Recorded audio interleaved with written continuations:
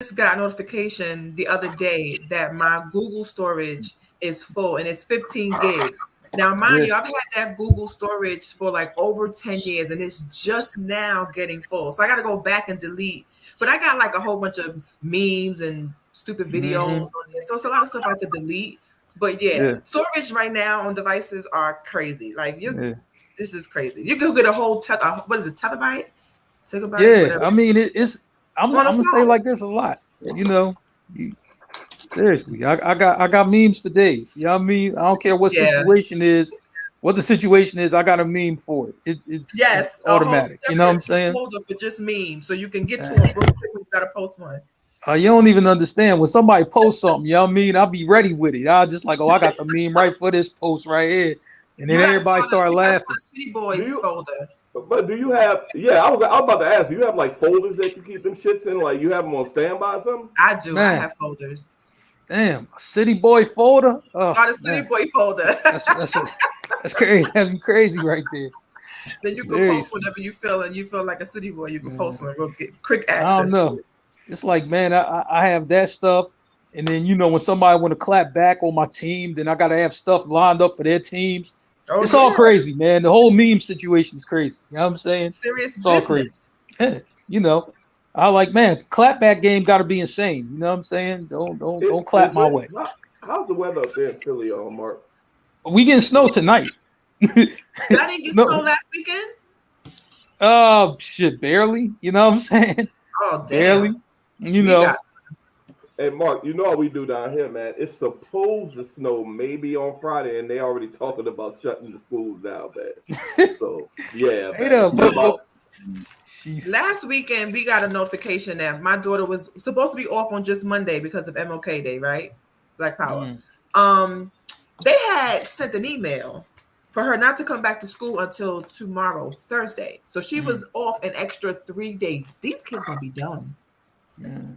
These kids, Hey, these kids gonna be dumb. They ain't never in school.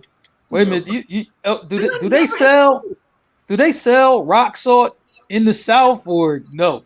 Like, Yes, they do. hey, but okay, I I Don't do just that. ask you. Don't do that, well, Mark. Don't do well, that. Mark, we have it, but we just don't have all the equipment to deal with the snow. We don't have the truck. We don't need. We don't Yeah, need you it. don't need them Why would? because But the Yeah. thing is, So with the climate change, though, y'all going to need a truck or two, or just put it on a garbage truck or something and let the garbage truck ride out or something. You know what I'm That's what they nah, saying? we do. just we just send y'all for the trucks. Have y'all bring them shits down south. That's how we Okay, do. You know, man. it's easier that way, man. All right, I So hey got you. man, hey Mark, I know you out there in the streets, man. So you can get one of your young boys to steal a couple of trucks and go ahead and run it down there, man. I hit them all with some bread, you Hey, know. man. You know what I'm Be saying? careful after washy, okay? Just be careful out there. It's tough in Hey, these streets. listen. They Hard out here, steal boy. they steal everything else. I'm like, a guy stole a school bus the other day, literally. Wow, School bus. wow. Well, For see, what? You know what I'm saying? Yeah, stole a school bus. I don't know where he was going. why Yeah. exactly? Why? I'm like, Yeah, I man, need to know what and was the reason. I'm trying to tell you know what, and I'm gonna say like this. This was a few years ago, but I seen the craziest thing, right? You know what I mean? For a boy had an ambulance and another boy had a school bus right in the projects. Oh my God. I'm like, this ambulance ain't nobody in it though. Ain't nobody in it. And nothing. Nah, man, we just took that John. Like, The streets need a body. Yeah. So, hey, somebody bleeding out somewhere waiting on the damn ambulance. Mark them got that shit in the hood. That's some bullshit, man. I'm Now, Yeah. this, like, now this man, is on YouTube, so I don't know if you should have said that, but I boy, like, dude, Merv, you gonna say something, man? What's going on, man? How crazy. you doing? You look Shit, real I'm good, man. reserved tonight. You good? Yeah, I'm just listening. Yeah, trying to tell you, you know what I mean? Okay. Shoot. Merv on chill tonight. You know what I'm I saying? Merv say don't know Merv. about you, Murray. What's going on with Breaking you tonight? news: Merv said he's just listening. We need to mark that in our history. Oh, this is Merv being just- recorded on YouTube, Facebook, Twitter, Twitch, Mm, Blackjack TV, Zingo. This is on cable. This is on radio. This is everywhere. So we all heard right. him. You heard that, right? Yeah, He's just definitely. listening. Yo, Definitely. so you want me Times are to? changing. Hey, yo, let's get into it, y'all. Hey, Okay. welcome back. It's Wednesday. You already know what it is. It's the guys podcast. Y'all know what we do. We form like Voltron on Wednesdays. We got the squad up in here. Before we kick the shits off, shout out to everybody viewing on Facebook Live, YouTube Live, Blackjack TV channel 199. Everybody else that our loyal listeners out there, Yes. One Maha Radio. We appreciate y'all, all our partners in the background, people that supporting us. We appreciate it. Let's get this thing cracking, y'all. As far as icebreakers, man, what y'all got going? I don't have an icebreaker, man, but I don't want to. I have a rant really, really quick. Okay. And y'all want me to go and get my shit out the way, man? Yeah, go ahead, get that shit off. Get that shit off. I got beef, man. I got beef with Netflix. Look here, man. Oh, me Y'all too. remember? Do y'all fucking remember when Netflix was $9.99? Back in the 1800s, yes. This is what Netflix does now. Like, they randomly will send you an email like, "Hey, yo, Chief, I know you've been with us for like the last decade or whatever. But we gonna go ahead and up the ante. We know it used to be $9 back in the day, but we gonna hit you. We need that nice fresh dub. We need that nice fresh dub every month now. So I think they're at 20 now. Something tell me with inflation and all this bullshit that's going on in the country, by June Netflix might be charging motherfuckers $30, man, and that's what I'm gonna have to gracefully bow out. And another reason why they go on that route is because of people like me, Fire Stick guys. I should have told them to kiss my ass a while ago, because you can get all that shit on the Fire Stick, but sometimes it just ain't the same, man. I've been keeping Netflix in tow, and I think Netflix is mad because I think everybody. I mean, a lot of people don't have their own Netflix account, but they got Netflix. Netflix ain't got no way of stopping that. If I just say, yo, you got Netflix? Don't. Hey, I'm gonna text you my shit right now so you can get up on that joint. Oh yeah. But you think about it, this could be a new hustle now, because if Netflix is gonna be $20 a month, you done gave 4 of your homeboys the password, charge them $5 a month, and if they don't pay, change your password. That's how we win in 2022. You absolutely fucking right. So, hey man, so it sounds like a come up. Here's what we need to do, man. We need to branch together and get around this Netflix thing, man. If anybody want to get with me, we can go four for $5 or $5 for 4. I'm all in, man, because this is some bullshit. It's crazy because everybody, at least what I see on my side is everybody in the family has the channel that they subscribe, right? And then everybody else gets the password off of that. So I have Amazon Prime, right? Right. You know what I'm saying?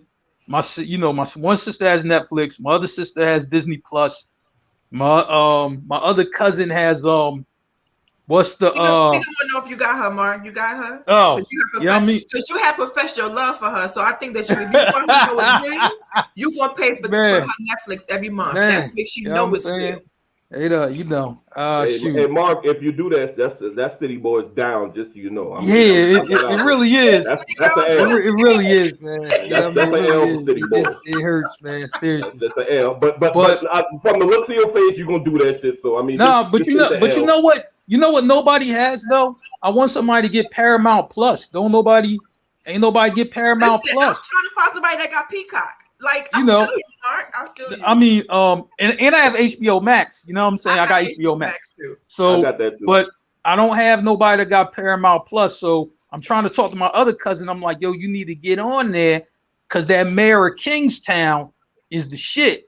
Like, you know what I'm saying? Like, I was playing it on the Fire Stick, but I need that. Right now, our loyal viewers, I know y'all love us so much. We love y'all too. If anybody at the kindness of your heart wants to pay it forward and give that Paramount Plus password to Mark, slide over that Peacock password to me, and we'll thank you live on YouTube. How about that? Because I think Peacock's is going to show the Fresh Prince, like, I don't know, the whatever version that is. I'm gonna let somebody else watch it. Yeah, I'm gonna let somebody else watch it, and then they can give me the rundown to let me know if I should watch it. You know what I'm saying? That's how I'm gonna do that one. Yeah. So Ingrid, you don't want to know how much I'm paying. Yeah, that's my beef, man. So I got cable, Disney Plus. I have HBO, Showtime. I got all that shit too, man. Yeah. I have Amazon Prime and Netflix. So yeah, it's real up in here. At this point, Just open the movie theaters. Let me go back to the movie theaters and watch the shit because For it's no way too reason. much money. No, it's Fire Stick and then give people passwords. That's what I need. You know what I I'm mean? telling That's you, it's a all. come up. It's a come up. You charge everybody $5 a month for the password. If there's a way to get over, if there's a way to get over, Mark will find that shit, bro. Man, and I'm gonna tell you another thing, right? Now, when a fight come on, I go straight to my nephew. My nephew always can find the fight, no matter what fight it is, and get it for free. So No I like problem. nephew. No, but let me Work tell you your the magic. gag. Huh? Let me tell you the gag. Sorry, the No. gag is I have all of that, and I still would not pay Yeah. $2 a month for Triller to watch the verses. Yeah, I you still know. won't do it. I have Like- all of that, but I refuse to give Triller $2. No, I'm not doing. No, I'm watching on the gram. I'm not giving Trilla any No, money. I watch it on YouTube. Oh, And let okay. me stream it to YouTube. I refuse Oh. to give them $22, but I'll give Netflix $20. It's like Martin can't pay the $5. Right. Can't pay the $5, right? Exactly. You know what I'm saying? It's impossible to pay that. You know what I'm saying? Backwards. So, impossible to pay that. anybody got any icebreakers? Something that's going on out there that you want to touch on real quick? I want to touch on something. If you don't mind me, pick me. Go right ahead. Can I go? Oh yeah, go ahead. Do your thing. Well, I'm not sure if y'all been paying attention lately to what's been happening with Brittany, but Lord. bam, Brittany said, "It's Brittany, bitch. Stop talking about me." She said, "Keep my name out your mouth. Put some respect on my name." Jamie Lynn is out here. Okay, now I told you about her book, right? So she went and she was like, "I didn't know what's going on with my sister. I was totally clueless." So she keep on talking. So Brittany said, "Stop talking about me," and send her sister a cease and desist. Shut up is what she said. Stop talking about me. And I'm with it. I am with it. Brittany said, "I am free. I am free indeed. I got me a phone. I have me an iPad. I have an active Instagram account. I have my black raccoon eyes. I am in my sports bra and Wow. my way too big shorts. And I'm over here dancing on the gram. And I want you to stop talking about me. Thank you." I thought that shit was funny. So Matt. what was that shit? What was that shit called that Brittany Pops had? Was it a conservatorship or some shit like that? Conservatorship. Yep. Yeah. So she literally just got her freedom papers a couple of months ago, and Yes, she did. I guess Brittany is all she's what she want all the smoke now. You know. She wants all the smoke. Oh. She said, "You keep talking about me, I'm going to shut you up." Not only that, she kind of had a little bit of shade towards her too. She was like, "You doing all of this stuff for Hollywood, but this is all cap. Like you doing a whole lot of cap, and you ain't say none of that to my face." Brittany is, I think Brittany light skinned now. Mhm. Which I think. I'm not sure. Oh, wait a minute. It is one. She's really coming for Jamie Neck. It is one thing, you know, I want to bring up though. One thing I want to bring up. You know what I'm saying? The latest developments, Tory Lanez case. Tory Lanez about to, be found not guilty. He ain't do it. The evidence don't point to him doing it. All the stories is getting mixed up. I was just like, yo, man, That listen. gunpowder don't lead to him doing it either. Nothing's matching him because his lawyers is just like, well, that don't match up. And that don't match up. Right. And that don't match up. What I personally think, it was a bunch of drunk people when the gun went off. You know what I'm saying? I don't think he was the guy who shot. Yeah. That's just what I think. That's about to get ugly, man. Yeah. That's about to get ugly. But he gonna win. He's gonna win, but Damn. her record label, she's backed by 300 now. They're going to find a way to sweep it under the rug. Of course. They're gonna clean it up, and because she got too much going on right now, she's the bigger star right now. You know what I mean? Yeah, She got absolutely. the Popeyes chicken hot sauce thing going on, and Yeah. all other stuff going on. So they're Right. gonna sweep it under the rug. Oh, and just in case, you know what I'm saying, you wanted to know, some more City Girl news. If you go to Popeyes, right, and it's crowded, you know why. You know what I'm saying? I'm trying to tell you, between Megan Hot Sauce and the Streeties at McDonald's, The hottie y'all sauce. mean the line, the line of Ultimas is insane. That's all I'm gonna say. It's a lot of Ultimas, you know what I mean, at Popeyes and McDonald's nowadays. I'm just letting you know. You know what I'm saying? The Ultima gang is in there. Ultimas are reliable. Man, Ultima, I'm trying to tell you, Nissan's having like the last 3 years, they've been having a hell of a year because Ultimas is selling like hotcakes. You know what I mean? I'm gonna tell you that right now. Whatever version you want, you know what I mean? They sell. They can't keep them cars in the joint. You know what I mean? Oh Jeez. my goodness. Yeah. I was like, man, seriously. Yeah. That's shady. Yeah. You know what I mean? don't do Ultima's a good car, man. It's a good car. No, it's not. It's a horrible car. You know what?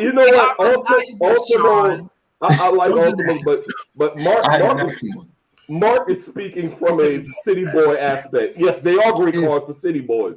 If you're a Target, you know what? I'm not even gonna get into that, man. You know, I was like, I'm gonna say like this. I heard it's a fun car to run into the ground, and it not be your car. Like I've heard. I mean, I had a Maxima. The transmission on them things go out like at the 2 year mark. The transmission going out. So they are horrible cars to drive into the dirt, man. Trust me. Yeah. I had Maxima. You sound like a hater. No, I had a Maxima. A Maxima is a higher line of an Ultima. It's the big brother to the Ultima. Yeah. So? You know what I'm saying? Yeah, man. But no, I'm trying to tell you, if you ever just see like an Ultima on the side of the road, you know what happened. You already know the story. Like, you know what I'm saying? A city boy called an Uber right there and left the car there. And then y'all mean had one of his shady tow truck guys tow it or whatever, y'all mean, and then able to yummy flip it with the insurance company or whatever. So that's a whole nother hustle. Yeah. Yeah, that stuff actually happens. You know what I'm saying? Yeah, it's wild. It's wild. Ultima, y'all mean, it's a wild car. You never know what type of anything y'all mean gonna come up if you're in an Ultima. If you're in an Ultima, you just don't know how that day is going to go. You don't know how that day is going to go. You know what I'm saying? It's going to be a wild day. It's going to be a wild day. Especially if one of your homies come to pick you up, y'all mean, and they in the Ultima, it's going to be a wild day. I can guarantee it. It's not going to be calm. It's not going to be one of these days where we just went out, played ball, and came home. It's not going to happen. It's going to be a wild day. So seriously, if somebody pull it, like fellas, if one of your homies pull up at the crib with an Ultima, it's going to be a very memorable day. I don't know how the day is going to end. It could, you could be behind bars by the end of the day. I don't know. If one of my homies pull up in an Ultima, tell them to drive off. I want nothing to do with what's about to happen. Exactly. Do not Ultima shame. Do not Ultima shame. Just let it go. And I will tell him, bro. Before he drives off, I was like, you was never here, because I knew. Because I don't want to be subpoenaed or no dumb shit like that, because I know that's some bullshit about to go down with you in this vehicle. Stacks, I'm trying to tell you. Remember I was saying, Stacks, I'll give you the call to write a letter or whatever. Stacks, if one of your homies pull up with an Ultima, just start writing. Just, you know what I mean? Just start writing like immediately. Like, don't worry, I mean, I know I'm gonna get the call, mean, for real, from the jail, like later on. I'm gonna just start writing now, you know what I'm saying, and that's it. We could save the trouble. I don't want to be involved. See, I'm gonna just stay out of it. Yeah. Good idea. Good idea. They're wrong. All right. What's up? We got anything else? Anything that hit y'all radar or anything like that? No, man, nothing really. I saw. I've been in Alabama for the past couple of days, man. So I'm like disconnected from everything. Seemed like I'm behind on everything, man. I saw WAC 100 talking crazy about Bobby Shmurda. He said Bobby Shmurda ain't twerking since he came back home from jail, and he's about to go double wood. So that is a throwback saying double wood. That's wood, hilarious. And they show a clip of Bobby Shmurda. He's really twerking in like almost every video now. What? Yeah. You serious? It's wild.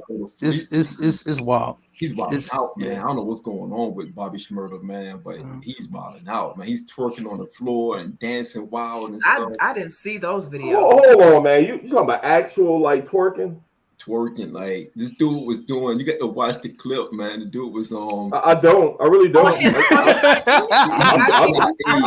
I'll take your word for it. He was gyrating on the stage, man. He's twerking on his IG. On his IG, man, like gyrating on the stage and stuff. I need to. I don't know. It's embarrassing. That's unfollow worthy. So I don't know. I heard that from my other nephew or whatever. I'm just like, I don't need to hear anymore. You know what I mean? Yeah. I'm good because it's like a lot of rap news coming out in his era. A lot of stuff going on. People getting punched, sucker punched at the airport. It's a lot of stuff happening in his era right now. You know what I'm saying? I'm like, you can't even get off a plane now. Nope. You know what I mean? That kind of takes us back. That kind of takes us back. Wait a minute, y'all. So you, Sean, you talking about the video where it's like changing a bunch of colors? That one too. No, it's more than one. Like that's what I heard. It's like I heard it's more than one. I'm disturbed.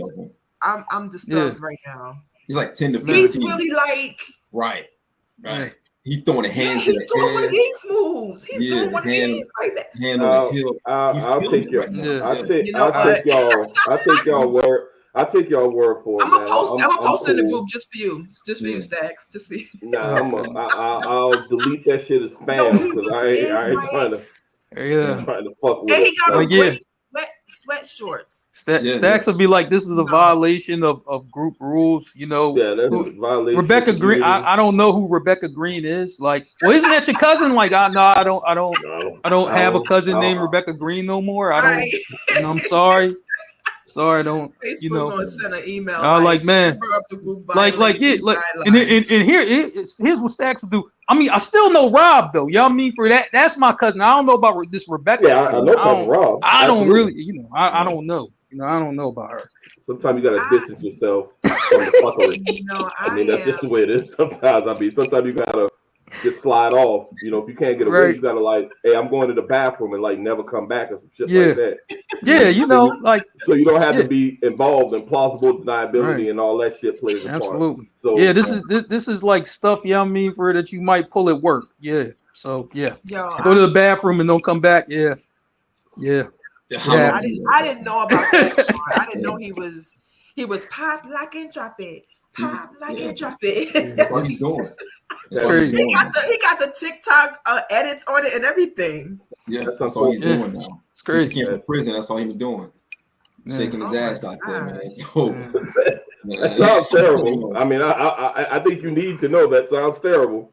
He's having fun. He's having fun. He's a young dude though, man. So have fun, man. Have fun, Bobby Shmurda. Have fun, man. Whatever you do, stay out. Yeah, just stay out. You know, if this gets you to stay out of jail, okay. Right. Hey, it's okay. Absolutely. I'll allow it. It's okay. Keep you out of jail. I mean, yeah. Absolutely. All right. All right. I don't really know how you segue from that, but yeah, I mean, go right ahead. So am I the only one? Am I only one that's not? Y'all not gonna say it? Obviously, niggas must have been getting the fucking ass. It must have been a pod going on. Well, Murph, welcome to the pod. Now we know Murph. Damn, you went in. Come back, Sean. He went in hard as fuck. You know what I'm saying? Talking about killing people and all that shit. He came out twerking.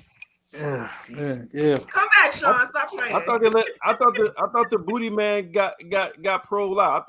I thought he got out of jail. The booty warrior. Please tell us to pick it out, right? Please tell us to got out.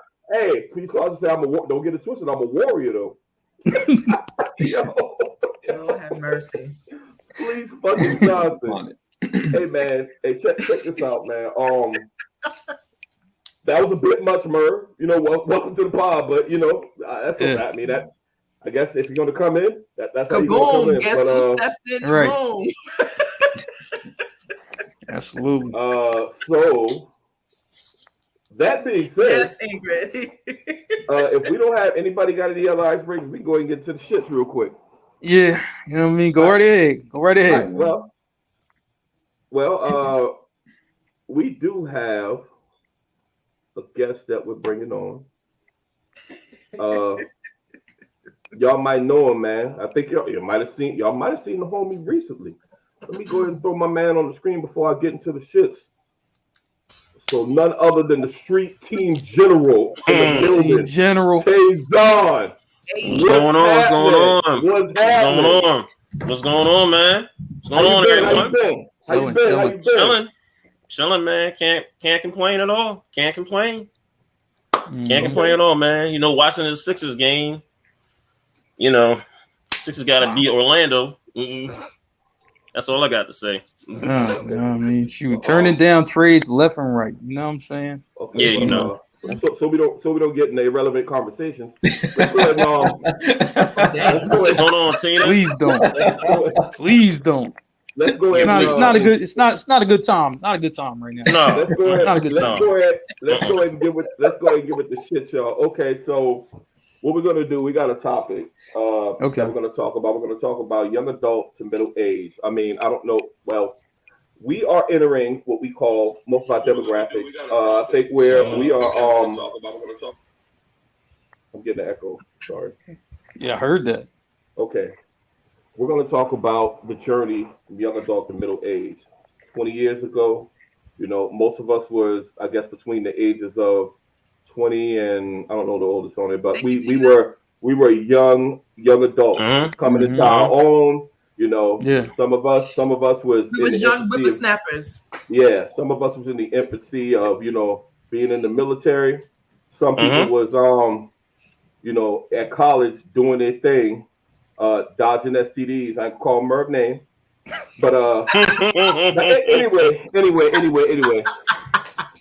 Some of us was at college, you know, doing our thing. Just graduated from high school.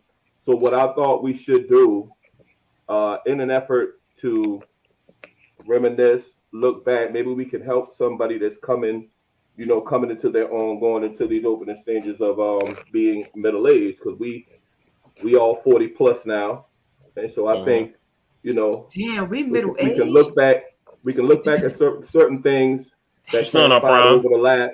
Yeah, we can look back over the things that happened during the last 20 years, you know, to see how far we've come and where we're still trying to get to go as we go into these opening stages of being middle age. So with that being said, I'm gonna go ahead and hand it over to Becca for this first subtopic. All right, we're gonna start off easy. Credit and being responsible, then versus now. All right. So when we were in our 20s, we were bombarded with college debt, right? All kinds of credit cards to get this. We were given a free T-shirt to sign up for a credit card. How dumb is that? I remember college campus when you was trying to get, you know, your money right, and by this time you're either already in college a few years or about to graduate, not even worrying about credit or anything like that. As far as you know, it's free money, right? Yep. It was like, all right, all I got to do is pay it later in life. You don't even think about when you're actually going to have to pay it back, but at some point in your life, you know you're paying back, but you're not thinking about that no time soon. Things that we never was really taught. Our math classes in high school, and if some of us took some in college, never really discussed your credit score and what credit meant and how important it will be later on in life, and how all of these free T-shirts that you got to sign up for credit cards is going to lead you to having $30,000-$40,000 debt, and all that you have is, you know, not just a degree, because I don't want to downplay a degree. I have two of them and they're just dusty on the wall. But anyway, that's a whole other pod. But that's a beautiful thing, though.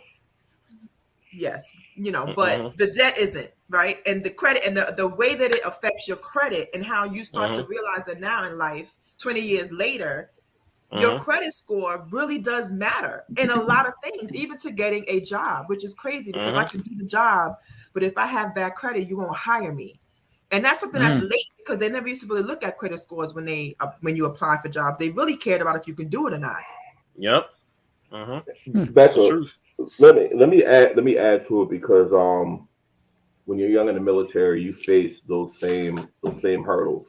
Every military installation and I don't know if it happened at boot camp for you, Sean, but they bring somebody in that's selling something, whether it's magazine subscriptions, whether it's it's always some shady type shit. Now, when you go to these military, when you start getting to these, we get stationed at our permanent, what we call permanent duty stations. Every installation you go to, right outside the gate, it's just predatory lenders. And if you're military, all you got to do is bring your pay stub, and they're going to give you whatever amount of money you want. And at that young age, you know, you're just looking at the fact that somebody's giving you some credit. Back then, I don't know about y'all, I wasn't looking at no APRs. I wasn't looking at interest rate, none of that shit. Nope. They had this shit joint called, Sean, you remember Patriot Loan? Bro, you just going there and sign up. They're giving you 5 bands off rip. But they don't even give a fuck what you're using it for. But you sign. Next thing you know, you paying back about nine stacks instead of that 5.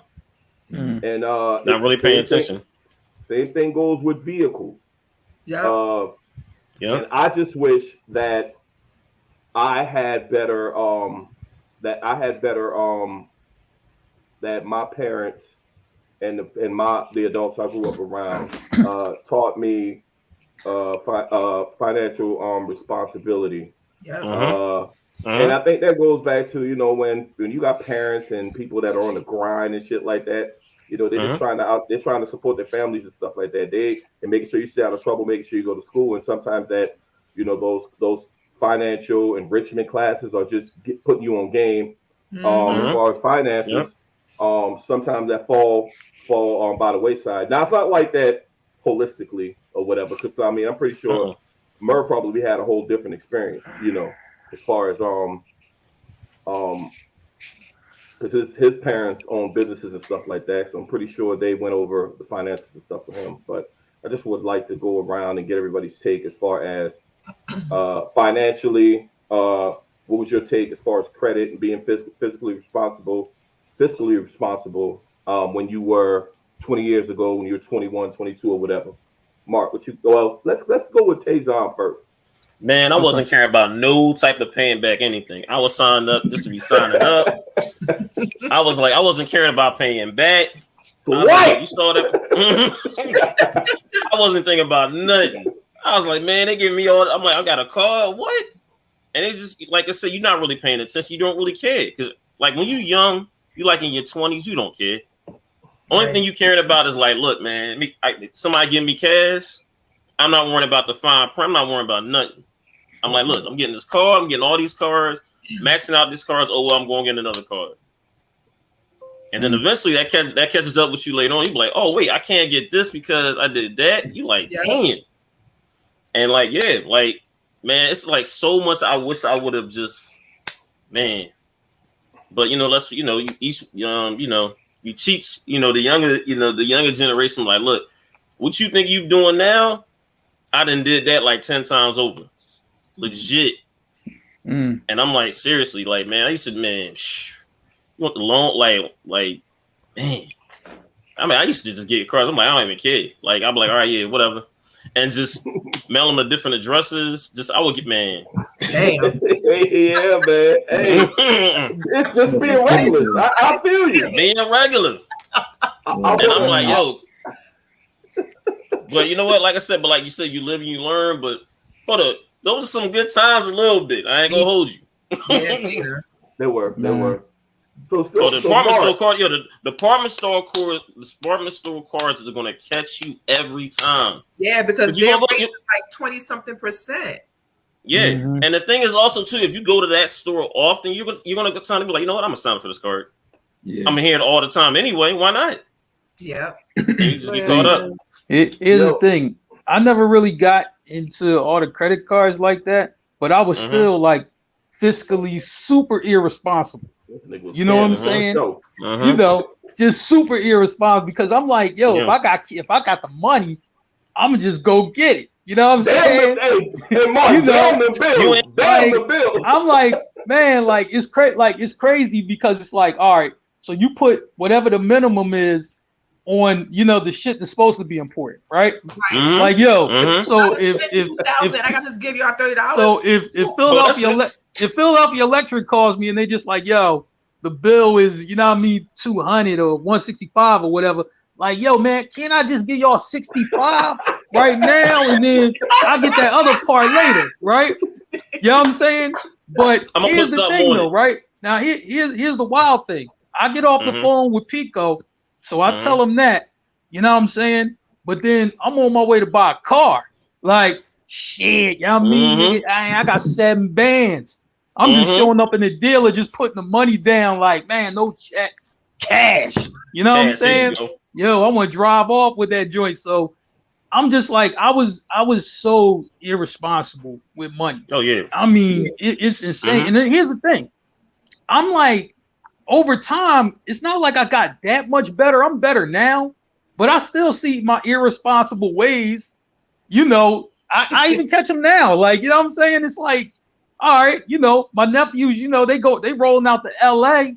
And I'm like, listen, man, y'all mean Philly all day. We can't look bad in no LA, not the sneaker capital. Mhm. You know what I mean? Shoot. So what Mhm. do? Yo, man, pick what y'all want, go get it. That's Mhm. irresponsible as fuck. Like, Swipe. you know what I'm saying? Just swipe. It really is. But you representing Philly, so Yeah. you got to do what you got to do. Like, I'm like, but You representing the flag it's- right there. it's like, yo, so here's the thing. Y'all mean, no, seriously, entering this year though, right? I just had a conversation with my brother last week, right? Mhm. He was like, all right, you're gonna stop all this dumb shit that you do. You know what I'm saying?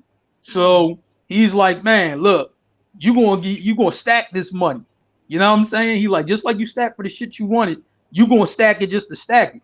See, I never understood that.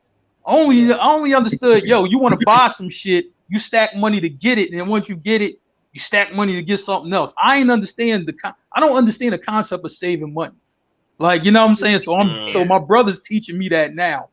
You know what I mean? Just because you got the money for it, don't mean you should just blow the money, you know what I mean, for whatever you got the money for.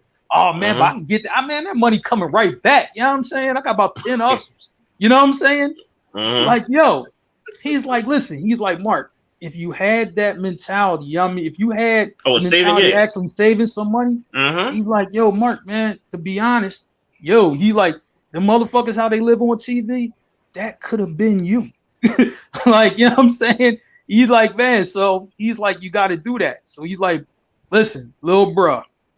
He's like, before I turn 50, right? And he's like, I don't got long to go before I turn 50. He's like, I'm trying to tell you. He was like, listen, I want to see you, you know what I mean, really stack that bread. You know what I mean? How you need to do it. So now he got me on the thing where I got to, you know what I mean? He got me putting money in a shoebox, old school. And I can't touch it. And I can't touch it. Because if the money in the bank, I'm gonna just snatch it the fuck out. Like, you know what I mean? But he got me on the shoebox joint. He like, no, it's smart, going in this shoebox.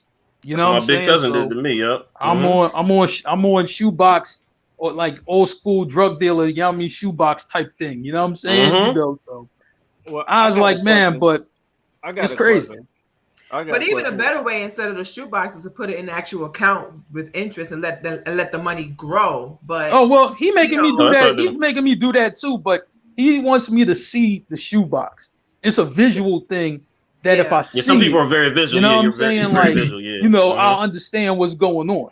So he's like, you gotta see. Real quick, Murray, what was you gonna say now? Well, I'm gonna take it back. Before the damn 20, I'm taking y'all back to the fucking teens when y'all around 15, 16.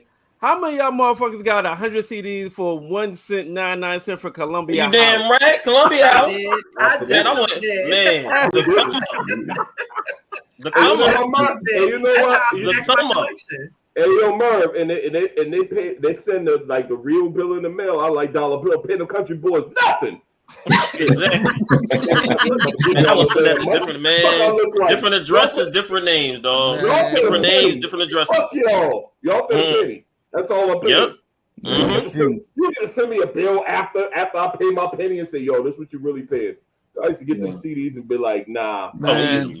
But it's crazy how much irresponsible shit that happen. You know what I'm saying? Like Yeah. I know boys who would get a car, right? You know what I'm saying? And then they financed it, right? But then I ain't paying for it, right? So they parking over at my crib, so the repo man can't even find them. You know what I'm saying? Then he was like, yo, they got right as a charge off. I'm like, you know what I'm saying? Then like my man cousin was just like, well, yeah, but that affect your credit. What the fuck is credit? You know what I mean? You know, credit, I got cash. You know what I mean? He like, look, all I did was give him a band. I got this car for about like this joint about like 19,000, and they ain't even getting the 18. Like that's how super irresponsible people were. Like, you know what I'm saying? It was insane.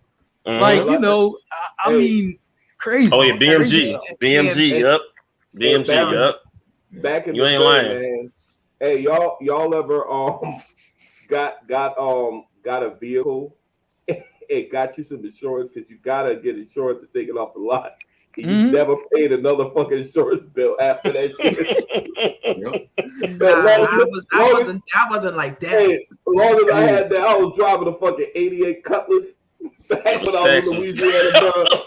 I'm like, look here. I went to go get that insurance. Them motherfuckers, they see no. As long as I had that card for when I got stopped, this back in the day when they even used to scan your shit. They ain't care. You should have called. Like, oh yeah, this motherfucker is insured. I might have paid the initial shit to get the insurance. But after that, nah, bro, y'all about to get no more. And you would get the dirtiest insurance. You know what I mean? You could find. Like, yo, man, they only want like $10. You know what I mean? Shoot.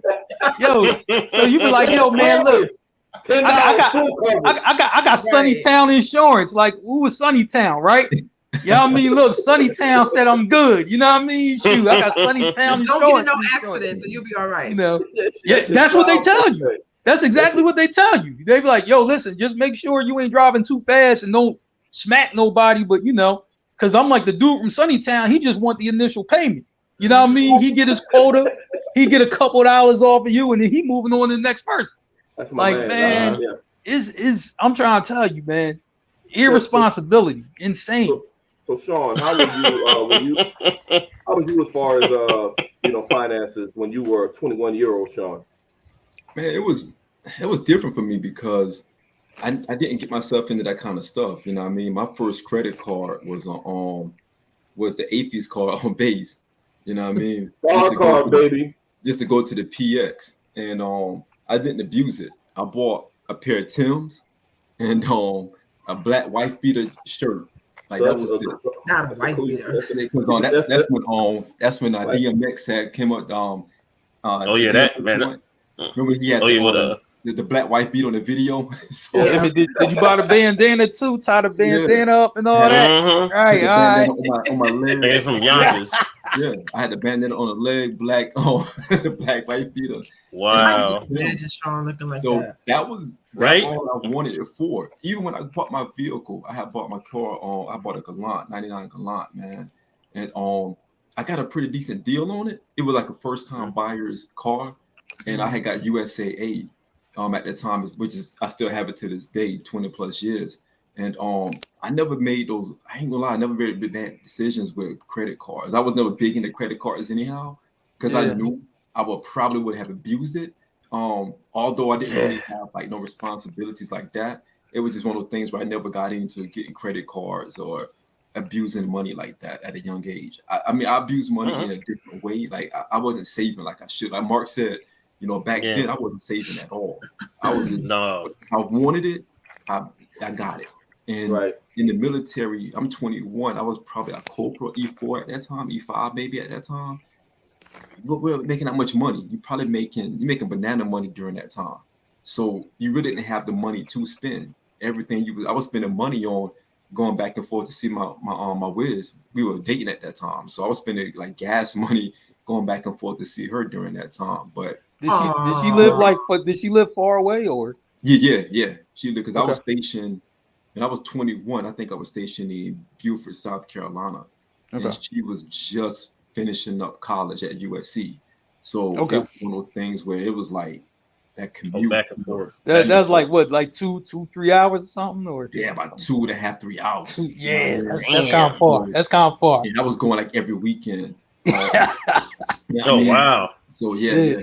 Except the time I didn't go one weekend, but play basketball until she broke up with me. But that's neither here nor there. Ingrid, please tell me you're on. I would like to hear the story. Please, I'd like to hear that story. I saved money for like 3 months after that because I said that story. No, I want to hear that story. But you know what's crazy? Like, we didn't really learn. It's not just about having the money and then not worrying about paying it back or anything like that. We didn't even realize about interest. So, like, if you borrow 10K, you gotta pay back 16K.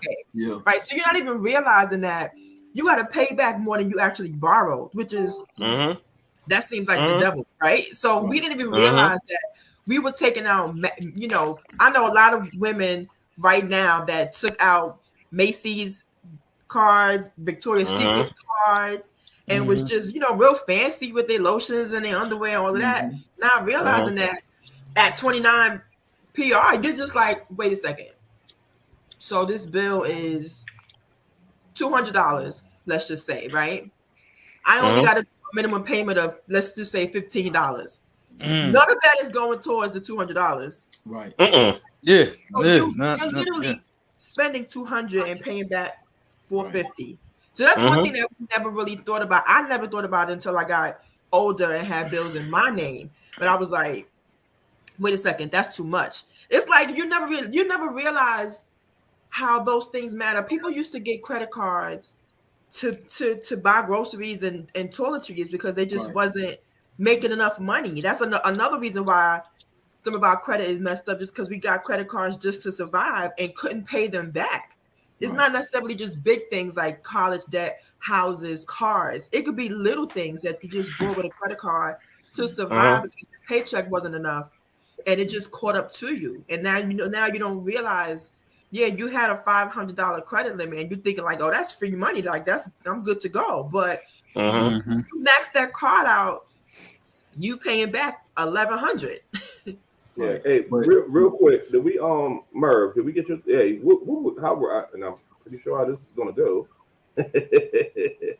Merv, how financially? What was your situation as far as being physically responsible when you were 21-year-old Merv? Which was like a junior or a sophomore at USC? Shit, I might have been. I was either a junior. I might have been a senior. Oh, okay, yeah, that's right. Okay. Yeah, I started school at 17. So 17, that's right. I might have been a senior, junior. It is a junior, senior, but man, listen, I had some cheap ass parents. They had money, but it was just cheap as fuck, and they raised me to be cheap as fuck. So I was just by default. I don't know if I wasn't financially responsible like that, but maybe by default I was. Because I just didn't like spending money on shit. Like I hate spending full retail on any fucking thing. Anywhere I'm going looking for a bargain. When absolutely. If I need to get a back then I had the 5-disc CD player and shit like that. Yeah. I'm going to the pawn shop where I could talk them niggas down. If they got $80 on there, I'm like, I only got $50 on me. I pull out the cash, is all I got. All right. I turn around and start walking away. Like, all right. Oh, I want something small. I'm going to the fucking flea market. You know what I'm saying? You can get all your little $10, anything cost like $10, $20, $30. We're going to the fucking flea market. You know what I'm saying? I want some CDs. Go to the flea market, get like $24, $5. You know what I'm saying? Anything small, going to 50 and below, I'm going to the flea market. All right, 50 and up, I'm going to the pawn shop. All right, if it's something kind of expensive, I'm going to the outlets and see if I can find a sale at the outlets, 50% off. Damn, man, you bring back memories with that pawn shop joint. I had a homie, I had a homie that always bought jewelry from the pawn shop. He never went to the jewelry store, nothing like that. He like, man, I'm about to get this for the low, because I know the boy who stole this and then sold it to them anyway. You know what I'm saying? I was just like, oh goodness, you know what I mean?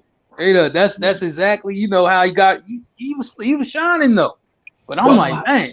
Here's what I want to ask. Tazon, you mentioned you were pretty irresponsible. So was I. Mark to an extent.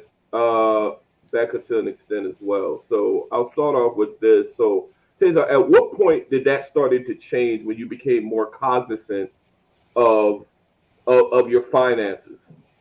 Oh, late 20s.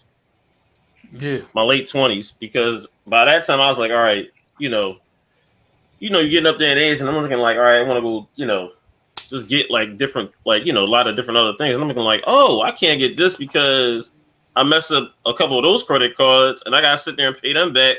And I'm like, damn. I'm like, all this. I'm like, all right, I gotta get myself together here. Yeah. It took me a minute. It took me, a couple years, whatever, to get it back.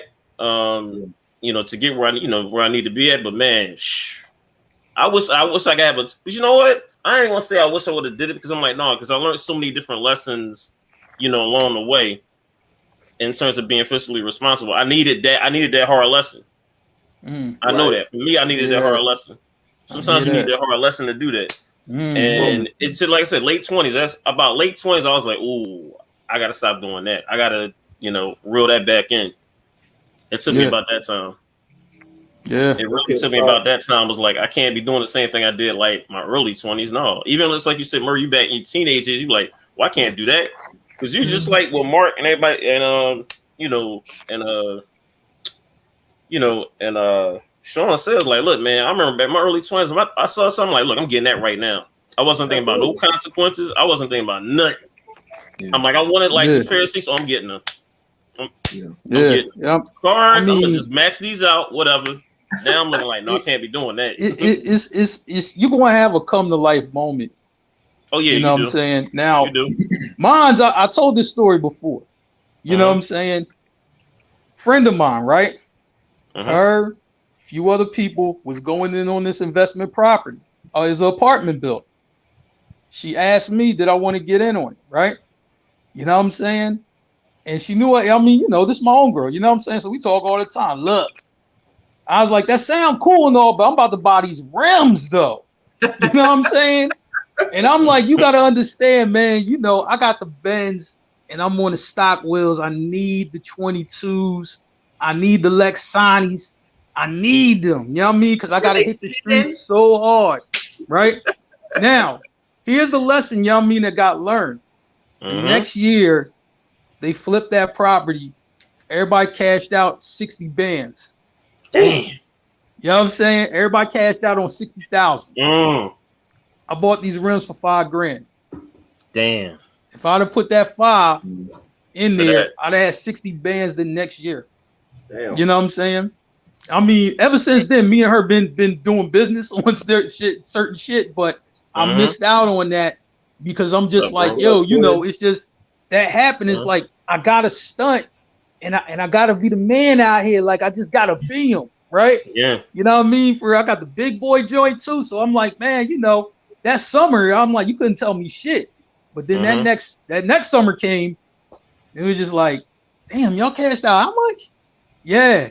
So she joked with me all the time. She's like, hey Mark, I seen these rims, they look good on your car. You want something? I got you. You know what I'm saying? So that's the running joke between you know what I mean, for real, my real estate crew. That's the running joke right there. The rims. But that was my come to life moment to be more responsible. So Becca, what about you? Shit. I learned my lesson last week. It feels like I'm learning every day. But to be honest with you, it did not kick in until I had Jasmine. Until I got pregnant and had my daughter. At that point, I was like, oh shoot, I have somebody else I'm responsible for. And it wasn't like I was I wasn't a material person where I was buying shoes and clothes and all that stuff. I wasn't like that, but I did not have a lot of bills at that point. So I got a lot. I had my cell phone. At that point when I was pregnant, I had my cell phone,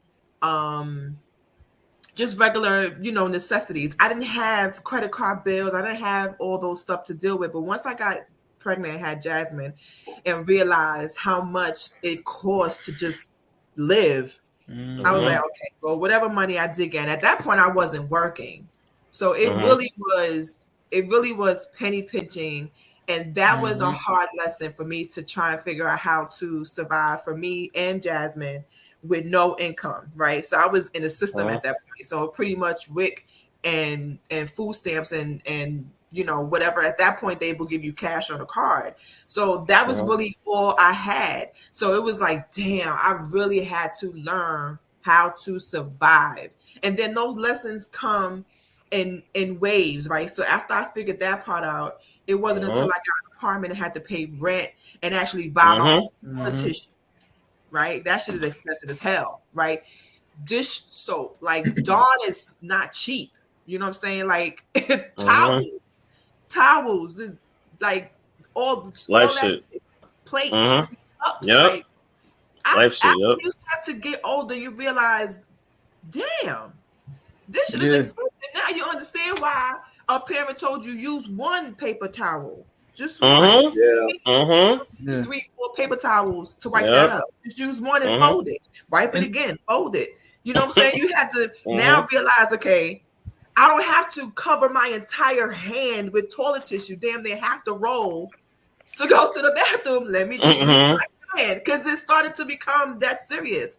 And then now as you get older, just at this point now at 41, I'm first time I'm thinking about, like, do I really want to own a home?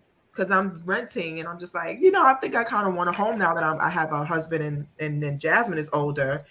You know, I'm thinking about doing that. The process to even be able to be fine to get a good home loan with your credit score is like, so y'all just want blood? Do you want me to give you a vial of blood to approve me? At this point, that's all that y'all need is the process of trying to get approved for a home loan. And the way that they fine tooth comb your credit to do that, it's like, I'm just gonna rent forever because this is for the birds. This is so ghetto. Well, the stuff that they ask, like you can't buy anything, you can't sell anything. If your credit score go up 1 point, it go down 1 point, it's like they're gonna deny you. If you move money from one account to another, you get a notification. Hey, we noticed this account went down 5,000, but this account went up 5,000. What'd you do? It's like so many things that you have to think of, and it's like, oh my goodness, just for me to be able to pay the mortgage, which is less than the rent that I'm paying. So you need all of this proof for me to be able to tell you I can pay $1,200 mortgage, but I didn't need none of that to prove to you I can pay $1,450 rent. Oh, okay. It just makes no sense. Yeah, certain shit they'll just be like, oh yeah, you know, you can get that. You want an apartment? You got the bread. This where you work, cool. You want a car? This is okay, cool. Yeah, I mean, shit, they'll finance you for shit. Yeah, I mean, they know you can't even afford. You know what I mean? Because they'll try, like, you walk in there and you be like, yeah, I was gonna buy this car for $15,000. They trying to upsell you. Oh man, you know you can get that Escalade for 60 bands. Like, that ain't nothing. You know what I'm saying? Like, that's how they do. 2 weeks ago, I went to go look at a new car, right? And I went into my mind thinking I was gonna get another used car, right? I ended up walking out with a brand new car. Praise God. But let me tell you why. Because when I went and I'm over here on Credit Karma thinking my credit is like 1,000. My credit score is 1,000. I'm like, oh shit, I'm lit. I got the perfect credit score in the world, right? No. I go to the dealership and they're like, Miss Green, your credit score is 2. I'm like, but Credit Karma told me my shit was like 850. Credit Karma give you a fucking false Credit Karma is a liar. Yo, Credit Karma had my feelings hurt. So when I went to get it and looking at what I could afford, the amount of money I was paying for per month for a used car, my homeboy who happened to sell me the car was like, you could just get a brand new car for the same amount of money. And I'm just like, do I want a brand new car? But then I'm looking at the credit and it's like, okay, it makes, if I'm paying the same amount for a used car, then I'm paying for this new car that have 4 miles on it. I was like, well, then just go ahead and give me the brand new car. But what that means is now the car note has gone up. The insurance has gone up. Plus it's in my name. Then you have rent. And then like Pasha said, then you got soap. So it was like, I got to wash my ass, pay the insurance, and pay the rent. It's just like, oh, damn. But if your credit score is higher, then your interest rate is lower. You get approved for more. And if you are able to afford it, then things get better. So those lessons did not come until I would say the past maybe 10 years is when I was like, oh, damn, I got to be a whole ass adult now. Well, real quick so we can close this one out because it don't seem like Merv or Sean was that physically irresponsible 20 years ago. My moment came when I actually was leaving Germany and I wanted to purchase a home. And it's like you said, Rebecca, it's like they're going over your entire history, and it's kind of embarrassing when you go into the office like, yeah, we can approve you, but we need your score to be this. In order for your score to be this, you gotta pay this. Y'all remember them shits we were talking about that you just ignore? Yep. You gotta pay this. This was around 2009.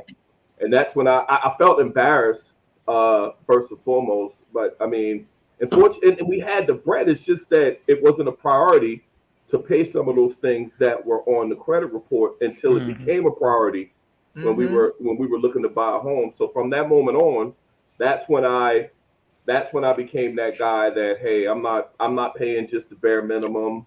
I'm going to always pay over. And one of the biggest things people got to realize, pay your bills on time, man, because them late fees will fuck your credit up easily. Easily. Yep. So I always say, don't pay the minimum, and always pay on time. But that was a wake up call, and from that moment, that's when I was like, you know what, I'm not gonna be in a position where, somebody's telling me I can't get this because of my credit score or whatever. So move right along. It's a nice little segue because the next thing we're going to talk about is home ownership versus renting. Now, this in particular sometimes can be a touch. I wouldn't say a touchy subject, but a hot topic of debate because you got some people that say I ain't never buying a house because it costs too much to maintain the house. This and third, I'd rather rent. Like I've heard people that rent tell people that buy houses that they're stupid. So if you look back 20 years, me in particular, I'm in the military, so I mean, I really wasn't in a position at the age of 21 to buy a house. I was just coming off of divorce. I wasn't financially responsible back then. And I was in the military, so all of your housing is provided for you, whether you're living in the barracks or whether you get a housing allowance or whatever. So it wasn't until later on in my career when I got with my wife and I matured that I looked into home ownership. Other than that, it was like renting. But yeah, that's pretty much me in a nutshell as far as that home ownership versus renting. So my question, and I'm going to ask this question to Merv, home ownership versus renting. How do you feel about it back then, and how do you feel about it now?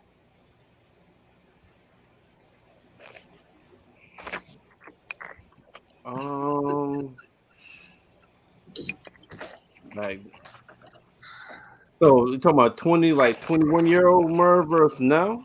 Yeah, 21-year-old Merv. And I know you probably wasn't thinking about owning home because you was in school, but I just want your take on what's your take on it? I mean, like, I was in college. It was dorm. First it was dorm life. Then it was getting apartments that was off campus, but was still close to campus. So I mean, it was just I didn't want to be far from campus. It was just like, you want to be able to drive to the games, or you want to be able to go to the parties on that's on campus and still not have far to drive to get to your spot. Or if you having an after party your spot, you won't be able to the girls won't be able to have a short drive to your goddamn crib, so you won't go anywhere far.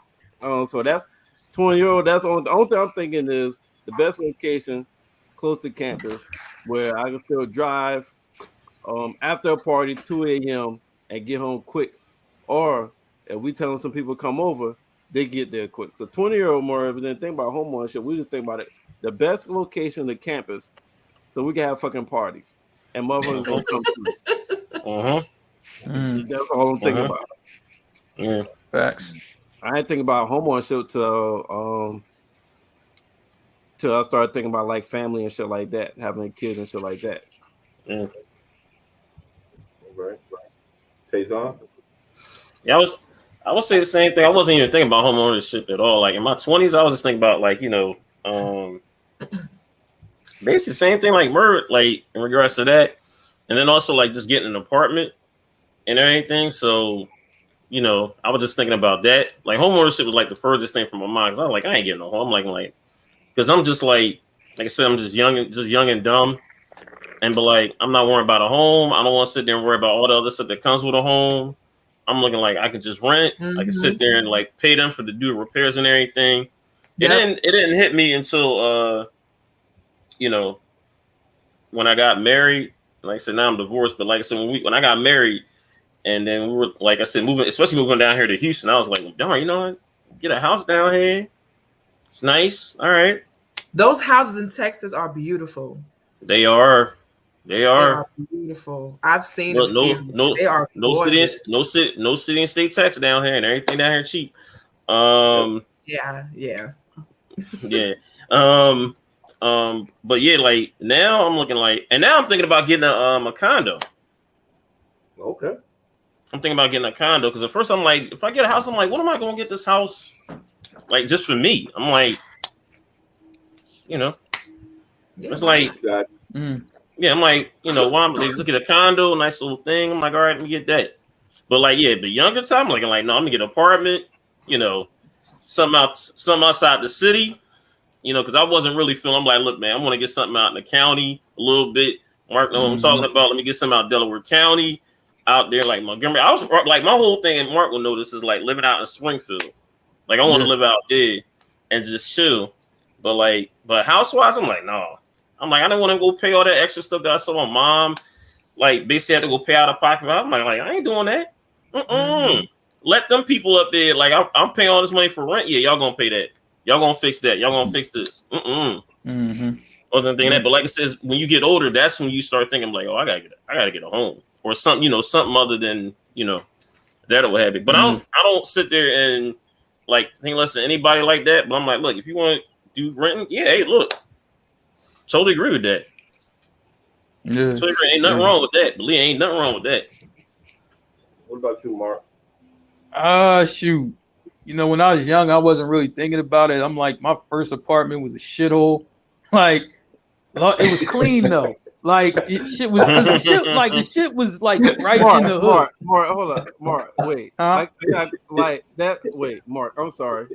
It's shit like cool shit when you probably move out. Together just now. You said I ain't think about it because I had a shithole, but it was like, clean though. How the fuck is a shithole clean? No, when I say shithole, I mean the shit was in the hood. Like, I was really really in the hood. Like, you know what I'm saying? But I'm like, yo, this my hood though. You know what I'm saying? I got a little driveway in the back. I got a little spot. Yeah. I got a driveway in the back to park the car. You know what I'm saying? My niggas down the block, up the block. I'm good, right? You know what I'm saying? And the dude who rented it to me, this was like the OG, you know what I'm saying? So he was cool. He was just like, yo, man, just give me, for a couple $100 here and there, we good, right? So, you know what I'm saying? Like, you got to understand how backwards this was, right? The most important stuff to me was my clothes, sneakers, and the car. And then I got another car, right? So I had 2 cars. I had all the gear, right? That's all I cared about. You know what I'm saying? And you ain't really in the house like that anyway. Like, I ain't care about nothing. But here's the thing where the house part hit me, right? This is where it hit me. My homie, right? He had got engaged, right? You know what I'm saying? And I remember, it was like me and my cousin. He was just he like, yo, I want to show y'all something. You know what I'm saying? And we're in the car with him, but he don't tell us where we going. So I'm like, yo, what the fuck? You know what I mean? But everywhere we was going, like the neighborhood started getting nicer. And we're in Delaware, right? And he was like, yo, I just bought this crib though. You know what I mean? My fiance don't even know it yet. I bought the crib, right? You know what I'm saying? I was just like, yo, and shit was nice though. It looked nice. I'm like, man, because it was like he had a fiance and then he had a kid. You know what I mean? The kid was like, I don't know, you know what I mean? She was like 3 at the time, 2 or 3 or something like that. So I'm like, it was a good move for him, but he's kind of explaining it like to us, like, yo, check this out, man. Look, I got a deck right here. Shoot, we could grill right here. Put a big screen right there. Watch the games. Yeah. We got the basement layout right here and all that. You know what I'm saying? So he's explained it like that. Like, yo, man, on Sundays, y'all can come through, watch some football, you know what I mean, and all of that. It sounded all right. He's like, yo, and then I could put a pool right here. He's like, you know what I'm saying? I don't know how much a pool costs, but I could throw one of them joints right in there. And man, shit, we be out here loving. He like, listen, Mark, you get your shit together, you know what I mean? Shit, you could buy the lot right next door. You know what I mean? Bro, we be down here chilling, you know? So I was just like, but it had me at least thinking, because I'm just like, it was like nice, not like ghetto loud nice. It was just like nice. Like, you know what I'm saying? Like, this shit, you know, you looking at shit like, that's a nice chandelier and shit. You don't even know what the fuck a chandelier is, but it looked nice. You know what I'm saying? And like the sink had like gold faucets and shit like that. And you just, I ain't never seen no gold faucet, but the shit looked nice. You know what I'm saying? Yeah. So you started thinking like, damn, man, a crib ain't that bad. You know what I'm saying?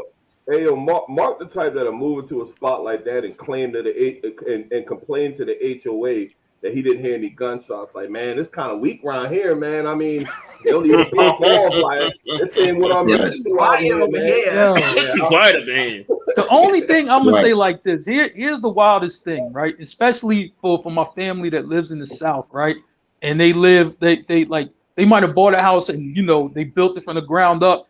But, you know, it used to be like woods before that. So, you know, bears and all that type of shit be roaming around. I could never get used to no shit like that. Like, you know what I'm saying?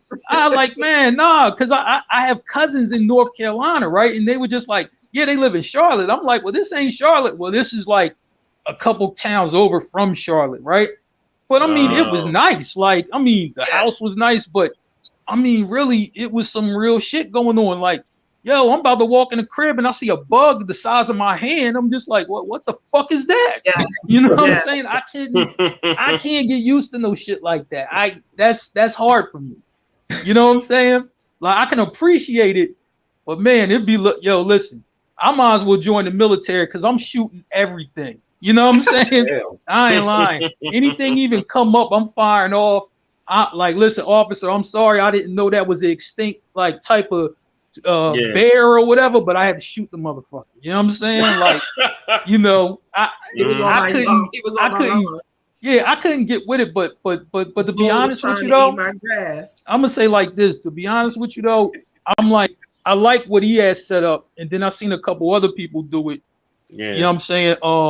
Where I had one homie, he purchased like, you know what I mean, a house, and he had like a lot of land. He had acres or whatever, right?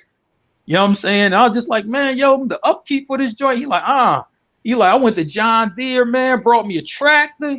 He like, man, I just put my headphones on, you know, let's vibe out to some music and then just mow. Like, that's what he said. He said it take me 2 hours to do this motherfucker. You know what I'm saying? He like, every time I do it, but he was like, yo, I put on my beats and I mow. He's just like, man. So what's crazy is Rick Ross, the rapper, told the same story when he brought Evander Holyfield's house, right? I ain't getting no landscaper. He went to John Deere and he was like, give me the most expensive piece of equipment y'all got in here. And Rick Ross said it takes him 5 hours to do his lawn. That's crazy. You know what I mean? And he puts the headphones on and then just rock out. I like, now that seemed cool to me. I don't know why that seems cool, but that seemed cool to me. You get on the tractor, put the headphones on. I like, man, shit, you know, you rock out. I got some old school state property rocking. Yeah, I'm saying I'm on the tractor. That shit seemed wild to me. Like, I can fuck with it. They don't have rims, Mark. They don't have rims. Mark, that shit cool until it's 120 fucking degrees and you about to have a heat stroke. Yeah. Any fucking way. So, Becca, what about you? I never thought about it, especially living in New York. It was like, if I was buying a house, it definitely would have been New York. But I never thought about it. And I've always grown up in a house, and I never was the type to be like, I want a house like what I grew up in. I never ever thought about it, literally until after getting married. I was like, maybe I want a house. Maybe I do. But with this damn process, I changed my mind. I'll rent. This just But Becca, but think of like today, there was a part of the kitchen where some of the outlets wasn't working. And if I had a home, I would have had to find an electrician, pay them a couple $100 just to tell me to switch the breaker, right? But I didn't. Do. Maintenance. Yep. There's a couple of outlets that's not working in my kitchen. They came over. He was like, "Oh, okay, it's just this." He did some shit over here and walked out. But Becca, think about it though, right? I'm like you and Rob with a house, y'all probably be pretty good because Rob's handy. Like, yes, I mean, I ain't paying that motherfucker for that. I can do it myself. Why. That is the only reason why, because I've said to my husband several times, I don't mind a house. Like I want a house because of the space, right? And I am here in the Charlotte area. So there is, and it's very true. Like even where I live now, less than, I would say a couple blocks up is a farm. So when I'm driving to Publix or wherever, there's cows and horses right there on the side of the road. So even though where I am is not considered, super, in the cut, there are places where if somebody has enough land, it could be right off the highway. You will see your house and horses like right next door. So it wasn't until then I was like, maybe, and only because my husband is handy that I would think about it. Because if something needs to be done in the house, I don't have to worry about trying to find an electrician, find a landscaper, find a plumber, find somebody who can fix the roof. I can just ask my husband to do it. So that's the only reason why now it's more of a reality than it was before, because I could never afford it. Honestly, I never thought about a house and how much it cost and the mortgage and the upkeep of it prior to meeting my husband. I was like, nah, I'm good on that. Indeed. So Sean, what's up? What about you? When you start? For me, first of all, this was Mark Super right here. This was Mark Super. It really was. It really was, though. And I really did fall down the stairs faking like I was drunk. Like I did. You told Mark. You caught you told Mark. He said this. Yeah, come on. Mark, this is a real shithole. So that's what Mark get there from. So yeah, that's Mark's guy right there. Hey, that's Mark behind him with the kufi on too. Wow, that's all I'm gonna say about that.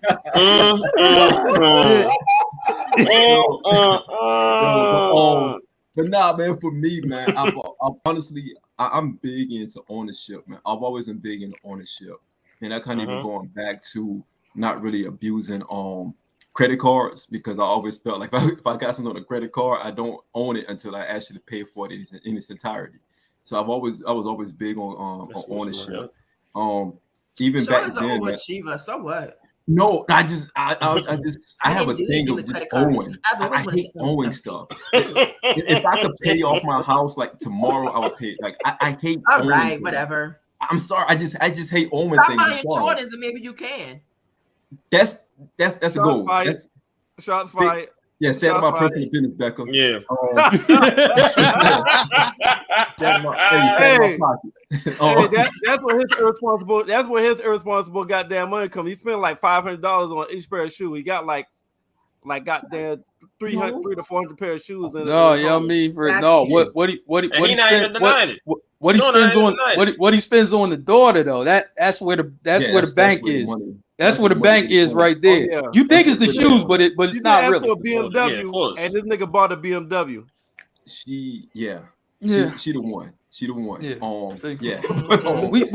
We all have our weaknesses. I mean, come on. She's my weakness. Yeah. I've always wanted to own a home, man. Always wanted to own a home.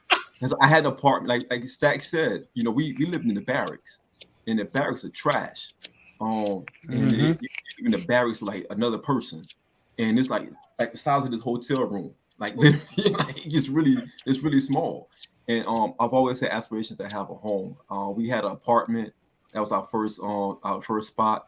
I didn't really care for it. When we moved to Louisiana, we had a condo that was really good.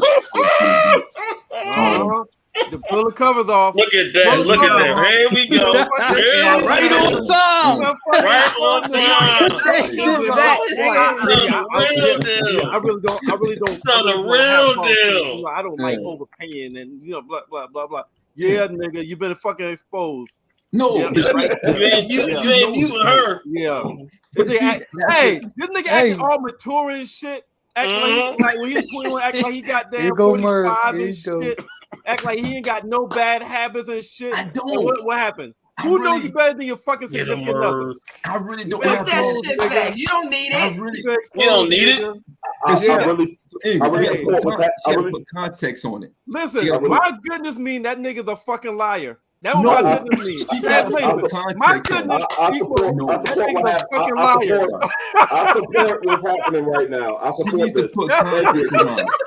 I support all Y'all of this. misreading. Y'all Hey, misreading Let's what leave she's that saying. up there for a little bit. hey, you know what? Yeah, you know let's what leave you're that doing up right there. now?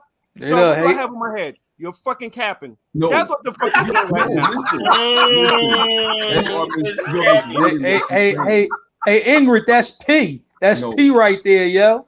Yo, Oh, Hey, Keep it that is P. not P. Keep it P. That is not Yeah. P. Yeah. No, you misreading what she's saying. I know what she's talking No, we're about. not. Like she's talking about things that, like, Ingrid is very frugal in a good way. She's the Yeah. one There we that's go. like, nah, we don't really need that. I'm like, yo, we need that. Like right now, we're kind of going back and forth because I want Put a, that I shit want to back. You don't install, need it. I want to install a double oven, right? I'm like, just get the double oven installed. She's like, no, we just need another microwave. Like, no, we need a double oven. I want the whole unit. And she's like, no, we don't really need that. So she's the most responsible one where I'm like, if it's nice. So you're not. we So can you're afford not. it. So what you're saying is you're Let's not get really it. responsible that you implied 30 minutes ago in this motherfucking show. No, listen, That's what you're listen. saying. Does anybody else feel that way? Or y'all just listen, Yes. irresponsibility, I feel what everybody else is irresponsibility thinking, meaning, listen, irresponsibility sorry. meaning you're trying to get things outside your means. We can afford these things, right? It's just that she's like, nah, we don't really need that. I'm like, yeah, we do. We can. It won't set us back. We can get it. Who needs a Like- double oven, nigga? You gonna cook two Hey, turkeys at one hey, time? Sean, No, Sean, but she's Like, Sean. what, What? what the fuck you mean? Hey, Sean. Hey, Sean. Hey, I had to you kill see Hey, it, Sean. man? What's the motherfucking this head? facts. Hey, Sean, here's what I want to tell you. I feel you, but I'm willing to admit though, I would be Thank you, fucking Stats. broken for one. I would be fucking broken for one for my wife because Right. I simply because me and my wife get into arguments about money, but good arguments because I will tell her we can't take this shit with us. I work hard. I know I don't need it. I fucking want it. You know. Right. But and Right. I was like, so we just building and doing all this shit to leave it to somebody else. When we go leave some shit to somebody, but I want to spend some of this shit while I'm here. You know what I'm saying? Mm-hmm. Like I just I Right. bought my wife a Right. new iPhone for Christmas. She was like, why'd you get that? I don't need it. I'm Right. buying you a gift. I'm buying you a gift. You have an old XR or some shit like that. I'm buying you a gift. Well, I don't need it. Thank you, but I don't. Man, Right. my wife acts Right, like and we're see- living in poverty, bro. It fucking drives me crazy, man. And she always looking for the Right, I'm like- deal. She always looking for the hookup. Exactly. No, Exactly. no. Thank you. Capping, Exactly. nigga. Don't You look at that right there. Don't do that. Look, How is Don't that? fucking do that. How is that cap? hey, Nigga, you wait a capping. minute. Well, you've been, Okay. How is you've that been cap? exposed. Pull the covers off the bed. You've Hey, been fucking exposed. That's like, look, we gonna get some crab legs, damn it. Hey, but Mark, Right? You know what I'm We good? Hey, I got the money. That's like we got it. no, We good? hey, If I got here's the the money- difference, y'all. If I Here's got the the difference. money, Stack said he will spend. He already said, yo, I'd sometimes be fucked up. Yeah, I would be fucked up if it wasn't for my Alright, wife. look. Yeah, I'd be This nigga broke as a Sean motherfucker. was like, when I was 17 years old, like, I really didn't even try to, spend money because, I don't like didn't. overpaying, blah, blah, blah. Then you got that, didn't. what? Then ain't coming in talking about, oh my goodness, it's plenty times I tell the nigga, we don't need that. My Right. goodness means that That's- nigga fucking lying. Merv, there's a difference with that. What she's saying is we don't really need that. Like that's not me overpaying anything. I'm overpaying if I don't have the money to spend for it. If I don't have the money to buy it, I got the money to buy it. She's just saying we don't really need that. I'll give you an example. You She already was give us an talking example. about- 2 ovens. You want she to was cook about the new turkey? I want to hear Aaron's She example. would tell you. It's like she would tell you about. She wanted, like she was saying, "Hey, I see the new BMW hybrid. It looks nice." I said, "You want it?" And then she was like, you know, we don't need it right now. I'm like, but do you want it? Because you're telling me you like it. I like it too. Do you want it? It's not like, look, I'm like to splurge on things like that. It's just that if she says she likes something, I'm going to ask if you want it, right. let's go and get it. That's just how I got am. It's not like if I didn't have it, I wouldn't say, hey, you know, I ain't know about that. I'm gonna fall back. But if I feel like I got it, it's not gonna hurt us. Let's go ahead and I got get you. it. Yeah, I got you. Yeah. Hey Sean, then you got Cello on her after that. Like, look, yo, if you getting that gold joint, I'm trying to tell you, Right. listen, that's gonna be the one right there. That gold joint. You know what I mean? Because going back to what Stack said earlier, like when we work, like we came from like when this you got the mud, we literally get out the mud in the military because you're not making no money. Until you make it up the rank. When you finally get blessed, you know, you're blessed to make some money, or, you know, do some good things. I want to show her, like, for you being there with me when I was 17, 18, working at McDonald's and didn't have a lot. I want to pay that back to you 10 times forward. You're my daughter because I didn't have those things growing up. So that's why I was always inspired. I always wanted a home because my uncles, they lived with my grandmother till the day she died. God bless the dead. So I always said I never want to live with my mom because I felt that before. When I got out of the military and I was 21, I got out when I was 21. Guess where I went back? I had to stay at my mom in a trailer. You know what I mean? And that wasn't a good. I had to go back into my old bedroom, and that wasn't a good feeling. And I was like, man, I just want me a home. I used to look in magazines and like, man, if I get a home, I'm gonna buy that. I just circle things I wanted to buy when I was visual. You're not visual, right? So when I finally was able to I took some lumps, but when I was finally able to put ourselves in a position, I told my wife, I said, yo, we got our first home. We shouldn't have sold it because we moved to Louisiana, got a condo, but hindsight, it happened, whatever. But I was like, one day we're going to get a big house and we're going to move upstate. And it happened.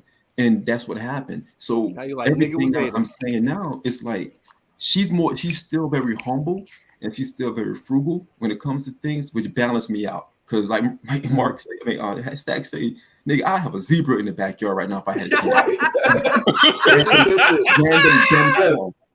random and I would let my daughter go deep into my pockets and get anything BMW, whatever she wanted. Like, hey, let's go and get it. So you George Jefferson, the angry the Wheezy Jefferson. Man, she more like Florida Evans. Man, she like Florida Evans, man. She like, yo. God damn, nigga.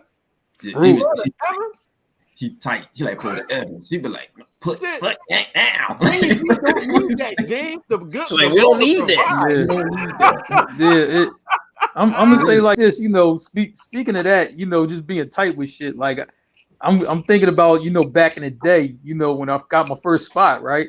I'm like, I see where the money went, but yo, when I'll go to the store, like napkins and paper towels, I buy the cheapest shit on the shelf. You know what I'm saying? You got that one ply tissue, ain't it?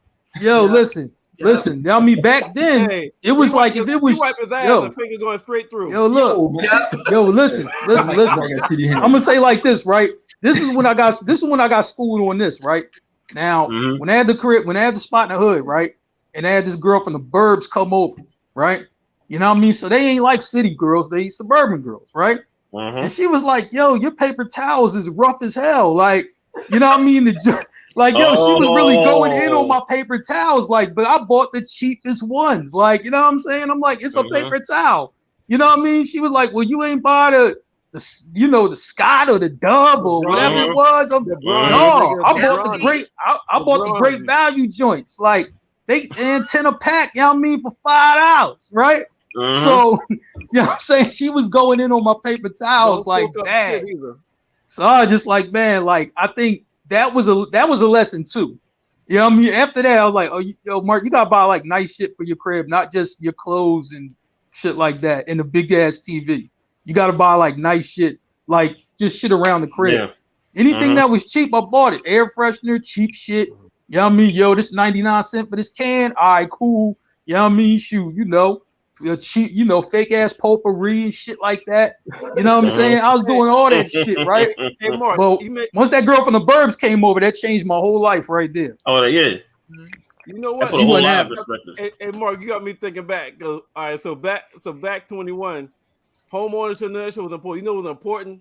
Your room had to be your room. How your room setup was fucking important. Ooh, Yeah. good, man. When I was 21, and that's when the honeys come on. You in college, that's when honeys gonna come over and shit, Now right? that shit, your room had to be right, Right. Yeah, but you ain't really I give a had- fuck about much else.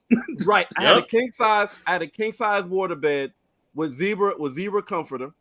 I had You had a water bed? yeah, I had a king size water bed with, Yeah, with, oh, zebra, wow. with zebra In comforter. 2001. Yes, nigga, I had up until 2006, and the ladies loved it. They always be like, yo, it was intriguing to them. They were like, yo, you got a water bed? Yo, how you do that shit on the water bed? Like, yo, you be amazed. Glad you Let me asked. show you. Let me Glad show you. you That's asked. it. Let me show you. Hey, Glad you asked. listen, All right. listen, Mhm. back then they had the hypnotic bottles. So I had like 5 hypnotic bottles because it was like pretty bottles and shit. Yes. After I did that Mhm. shit, I get a damn highlighter, take that shit out, drop in the goddamn water bottle, put that shit in hot water, have 5 of them across the bed or the damn head. Had a goddamn Playboy bunny, a black and white Playboy bunny on top of my bed on the Oh fucking wall. Lord. All right. Look at And then he's setting off the mood. hey, then I had like a damn like a 5 foot we call the shit that damn make all the white shit blow up. Black light. Had like a 5 foot black light. Oh, he really had that. On my bed head. All right. And the cap it Yo, off. your room looked Hey. like one of the scenes on Listen. the Ebony section of the porn sites. But Nah. the cap it off. I had a fucking fish tank. I had a fish tank Why you with say the that? damn black light This reflecting nigga Go ahead, on remember. the damn fish and shit. So when I This cut, nigga- listen, when I I cut am that shit on, disgusted. I cut my goddamn the ceiling light off. Yo, Mhm. listen, This you come this that Setting the nigga motherfucker- mood. you This hey, nigga you get in wanted the to water be- bed, you get in with a shark. this nigga wanted to be Marcus Graham so damn bad, man. Yeah, he did. Jesus Christ. Mhm. Yeah, he did. Yeah, man. Yo, Ah, but man, check shit. this out, man. Moving right along our next topic. Speaking of, It's Right. spouse, kids, the picket fence versus non-traditional relationships. Couldn't tell me shit Now- when I was in the 20s. Let's see, about 20. I'd say about when I was 21, man, I was coming off a divorce. I had no expectations of getting back into marriage that quick. But that little gap between being divorced and before I met my wife, it was I had no inkling when I'd gotten divorced. I did not see marriage in my future whatsoever at all. Didn't think I'd get married ever again. Got married sooner than I thought. And been married since 20 years. Well, actually, celebrate our 20th anniversary this year in October. So as far as the non-traditional stuff, man, it's just, I mean, I see it. As far we got the poly and all that stuff. Look, I mean, to each their own, but I guess that's one of those things that, as far as the non-traditional, that could be like a wide range. We're talking about, Yeah, what are we talking about as far as non-traditional? that's a lot. That's a lot. Yeah, that's That's all type of shit. it could be Yeah. anything you want, whatever you think is non-traditional. At this point, people like having all kinds of relationships. So it could be anything versus the spouse, the kids, and the picket fence, the dog, everything that people imagined it would be versus the different way relationships have changed in the past 20 years. It could be whatever. So what I want to do for this one is as far as marriage goes, and I know most of the dudes' answers is going to be on here, but I want to know your take versus. I want to know, Murph, you've been married before. Let's look at your take on when you were 21 years. I know you weren't thinking about getting married.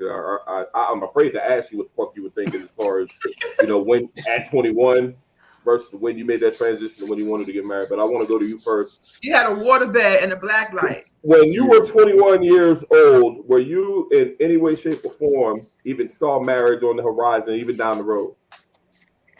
Down the road, yeah. Currently, fuck no. Like, listen, yo, It was like, yo, back then I was so immature. look, I had a college. I had a version of a college sweetheart. I had a female that I was dating real hard, right? And this one had that same house that I was written that had the waterbed, the black light, and the fish tank and shit. And we were looking at a war show with some of my roommates. And we left the house. It was nighttime. No, it was around 7:00, and we left. I don't know why we left. We went. I don't know where we was going, but about 40 yards from the house, she looked at me and she said,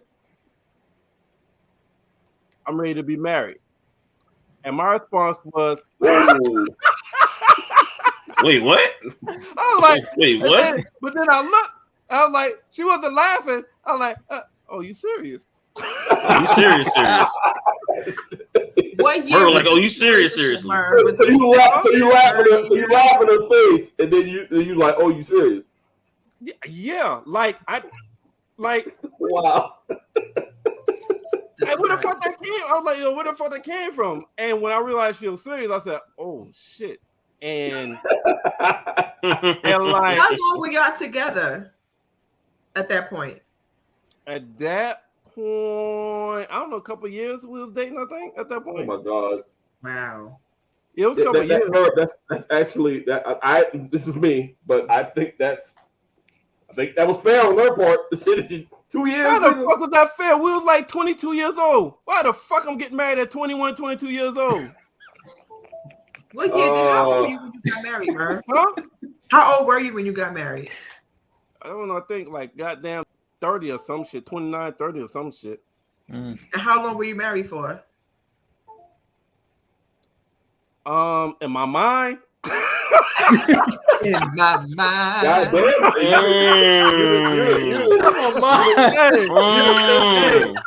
In my mind now. 12 months. How long were you married on paper? He said 9 months. On paper, that shit really don't count, but 8 years. Yeah, was that long? Fuck. Well, remember, I don't even know. I never knew that. We were separated for a long ass time before she finally turned the papers in. So we were separated for years. All right. Before she finally turned the paper in. So you was married for 12 months, but on paper it was 9 years. No, paper was 8, but in my mind, 12 months. Wow. Okay. Yeah. So because after we separated, like, regardless what the paper said, I wasn't married. I was living single. In my mind, 12 months. In my mind. So what is Merv's 41-year-old take on marriage?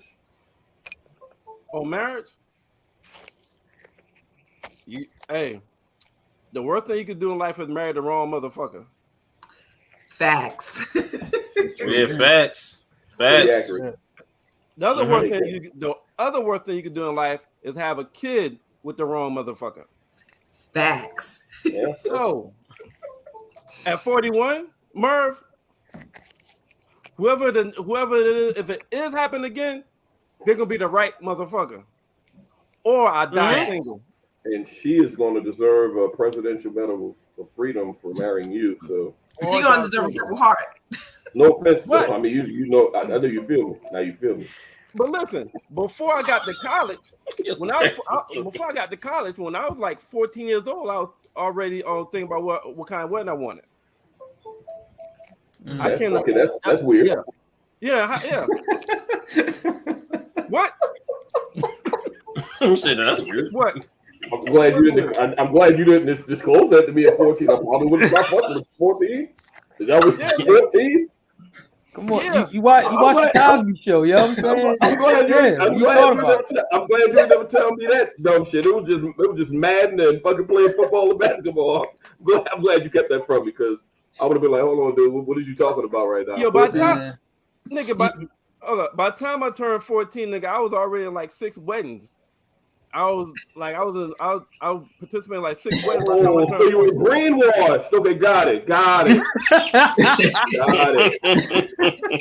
Nigga, Don't act like you was a pussy whip in high school. How do we get to be in pussy whip? Oh shit! Yo, Don't be pussy whip the pussy. Hey, but no. But I was them niggas can find me my senior year, bro. There's a lot of capping going on tonight. But yeah, when I was in high school. Oh my god! There we go. Listen, big cat. Big cat. I don't understand how that's capping. I mean, I might have been thinking about trying to hit some skins at that young age, but I wasn't thinking about marrying a motherfucker, Merv. That's what I'm saying. Or planning a wedding.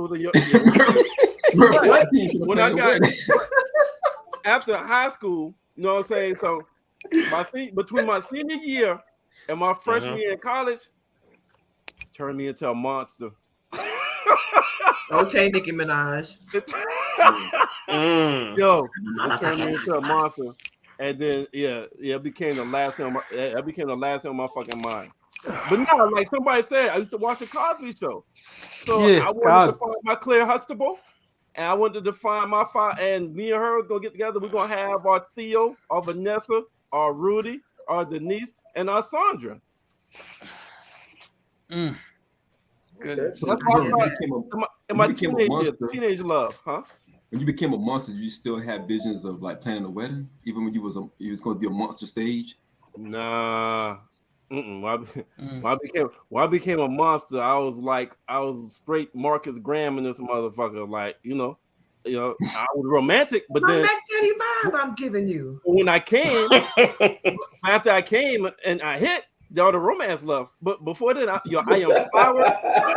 I am flower that romance. But once I hit it, I can't help it. Marcus Graham said that shit like that shit was cool. Like, I mean, I'm not lose interest, but I mean, Yo, he was like, yeah, It was normal. It was normal. normal. It was very normal. Oh boy. Lord have mercy. Yo. What's your take, Taylor? I know you've been married before, so what's your take? Yeah, I've been married 20-year-old tie because you know what? Actually, I thought I was gonna be married by like 24 because I thought by 24 I would have everything out. I thought I'd have everything out of my system by that time. And actually, by that time I did though. By that time I did. By like 24, I was like, all right, because like I said, I talked about this on the podcast before about you have a song cry moment, right? You have a song cry moment, you be like, oh, you do dirt, you getting that dirt right back, especially if it's somebody that you really care about, and you like, oh, this is not a good feeling. Oh, this is not a good feeling. And going back from like, man, I gotta settle down. But like I said, I got married like when I was like 30. Oh boy, 32. 33, something like that. From an Alexa Answers contributor 30, that I translated. 32, 33. I guess I've been divorced about 3 years now. 3-4 years now, yeah, bro. 3-4 years now. I still would get married again. I still would. I definitely would get married again. It's like the thing is like I saw like my cousin, my older cousin. He did. It's sort of like it was like marriage. He had got married. Basically got divorced, and he found and then basically our like my marriage it didn't really end on bad terms. We came together like and just talked about everything, and because I've seen other people's situation like people's marriages ending like real bad. Ours didn't. Knock on wood. And I was like, yeah, I definitely give it another try. Tayshawn, was he tired of you talking about Jay-Z? Yes, I'm talking about Jay-Z. That was childish. Come on now. Yeah, like come on now. And we quite grown. Now come on now. We quite grown. Let's not talk about the God of the Sea, man. I mean, please. Topic for another day, man. Please. So, please. So Mark, Yeah. Mark, I'm afraid to ask. I gotta hear you, Mark. Honestly, I hate to judge you, but I honestly think that you've never thought of the word marriage. I had the word marriage. I'm gonna say like this, right? The closest I got to that, right? You know what I'm saying? This was like my ex from 4 exes ago, right? Because I would you know what I mean? Like, yeah. But I feel you. But I feel you. But listen though, right? Like, because I mean, we seen shit the same. Like, it was like some Bonnie and Clyde shit. I'm like, oh man, she probably the one. You know what I mean? She ride out, cuss niggas out, fight. Like, hell yeah. You know what I'm saying? I'm like, hey, you know, very endearing traits. I like, yeah, she right. And she was good with money. You know what I'm saying? And you know me, I ain't that good with money. But she was good with money. You know what I'm saying? I knew how to get it. I just ain't know how to keep it. You know what I'm saying? So I'm like, man, but I mean, shit was cool, but we both loved the life. You know what I'm saying? At that time, we both wanted to hang out. We liked the attention. We liked all that. So it really wasn't going to work. You know what I'm saying? Because if I'm with you, then how can I, you know what I mean, use these niggas and take all their money if I'm with you? Like, how can I do that? And then I'm like, well, shit, how can I get on these hoes if I'm with you? You know what I'm saying? I won't feel right getting on them if I'm with you. And that was like our understanding. That's why we broke up. You know what I'm saying? Like, you know, like that's Mark. So wait, hold up, Mark. I got wait. What the fuck just happened here? What you're saying is you really felt like she was the one. Yeah. But because you wanted to fuck some more pussy, you had to let it go. You know what I mean? Yeah, I mean that's part of it, but she wanted, you know what I mean, she liked it. No, but like I said, she liked the attention too, and she like, you know what I mean, for taking money from dudes. Like she liked getting in their pockets. So she like that was her thing. Too. Yeah, so she was on some shit too where it's just like, yeah, I just came up, boy, just bought me a car, he bought me this, you know what I'm saying? I like, well, what's happening with him? Now shoot, I got this other boy, you know, like he doing this. Like, so I'm just like, yeah, it just that I mean, in real life, that city boy, city girl thing actually really don't work like as like together. You know what I'm saying? Yeah. Like, you know what I'm saying? But hey, but Mark, why y'all couldn't visualize yourself as like a city power couple? Man, like I said, I mean, we thought about it, but you know what I'm saying? It was too much, you know what I mean, it was too much shit that we was into that threw it off. You know what I'm saying?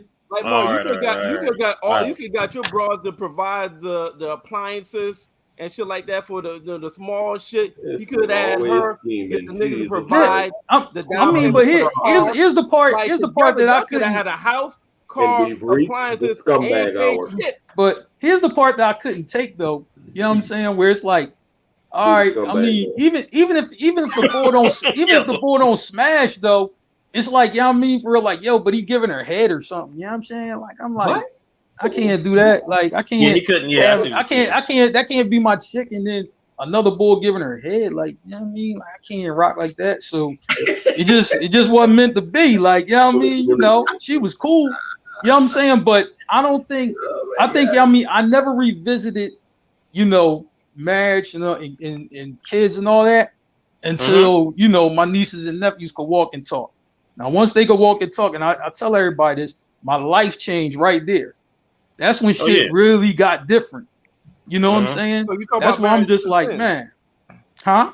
So you thought about marriage since then? I thought about it, but I don't think I met the right chick though. You know what I'm saying? Like, so the only person you thought about marrying was the city girl that. Yeah, before that, yeah. You know what I mean? All the motherfuckers you dated, the only one you thought about marrying was the city girl. Yes. That was about taking bread. Mark, getting head. Yeah. Mark, you can be a city boy for life, man. Don't even worry about it, bro.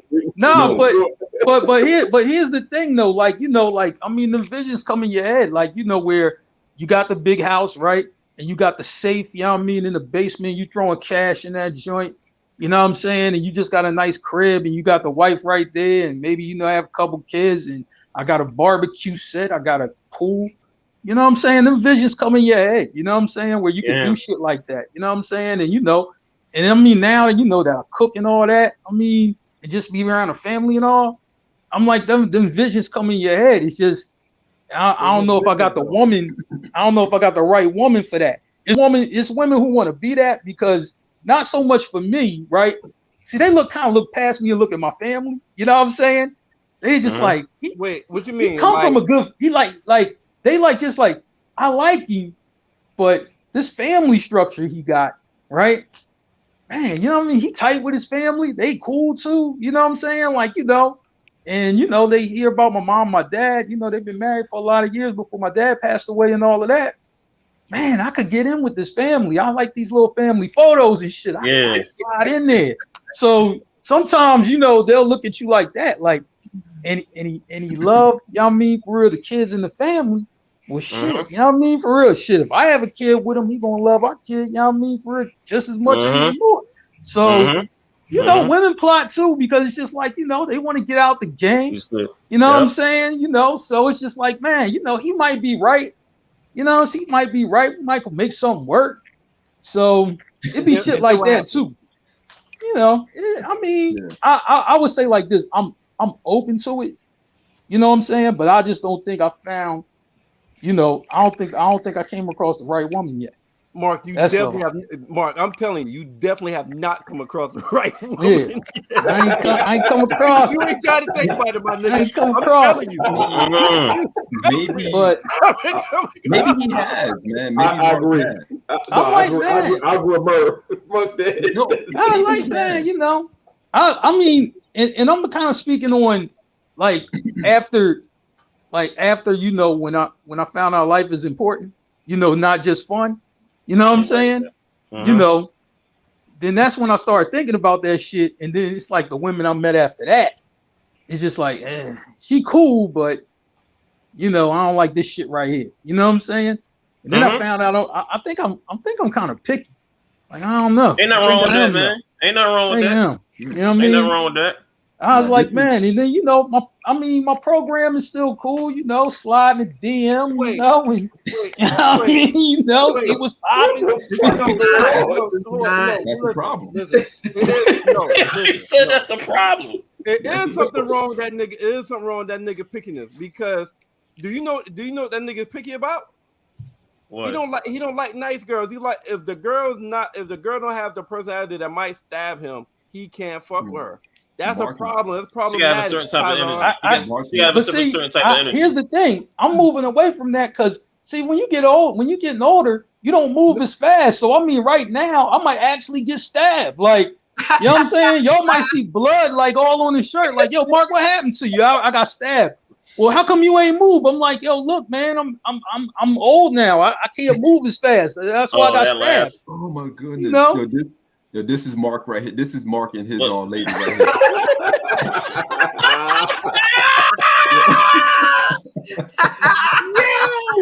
Yo. That's Mark. Yeah, Mark man. and his old lady with him is swinging, man. I'm gonna say like this, man, but like I don't know, like you know, I calm down, but it's like, yeah, this is hilarious. Like I mean, I calm down. But I'm just like, you know, it's like, I don't know, like, you know, shit come when it come. Like, you can't just force some shit and then get with the wrong person and then you just like, damn, I done fucked up. You know what I'm saying? Having no parties, man. Mark ain't having no parties. Yeah, man. But no, but I'm gonna say like this. Like, here's the thing. Like, I mean, for real. Like, you know, I was a product of love. My mom, my dad was married for 40 years till my dad passed. Right. You know what I'm saying? My sister been married for 20. My brother, I think, for 17. You know what I'm saying, or something like that. Wow. So, you know what I mean? Like, you know, a lot of people in the family is married. You know what I'm saying? And I mean, good marriages too. You know, not like some like jacked up shit. Yeah, he was like, you know what I'm saying? He was like some good shit. And then it's like me and some of my cousins, and we all kind of act alike. So I don't know. You know what I'm saying? You know. But I was like, we'll see. That's all I'm gonna say. But I'm like, I think it's because of the kids though. Like, if it wasn't for the kids in the family, I'll probably still be on the same thing I was in my 20s. But Mark, it's just different now. Mark, let me tell you what you need to do. Real shit. You just need to find a home girl, and y'all just need to agree to have a fucking kid together. And be that. Y'all not getting together, y'all just going, yo, you got a kid yet? Nope. You got a kid yet? Terrible idea. It was cool as shit. Let's have a fucking kid. You hold up, wait. You said what I said for Mark is terrible. Have you not heard this nigga's story so far? What I just said is actually pretty fucking logical. So we're gonna find a city girl that stabs niggas and put them with a city boy, and we're gonna create an offspring. It's like this. I can't do the stabbings no more. I might actually get stabbed, man. Yo, what y'all want me to pass out on the show? Like, yeah, man, the stab wound is aggravating me right now. Rather you not get stabbed. I mean, let's start there. Listen, I don't move that fast. That's why I can't be with a girl who stabs somebody. Y'all go. Well, how about this? Just go to the fucking hospital. You got there, you make a deposit. She give her eggs up, and y'all have kids that way. Y'all just have kids that way. That's still a horrible idea. No, that's real. No, that ain't a good idea because I don't even get the pleasure of whatever. Like, I need the pleasure. I need to be able to do that. So you gonna do that? You want to go ahead and nut inside? You gotta feel the wetness. Yeah, absolutely. You know what I mean? But I can't just donate sperm. I gotta feel it.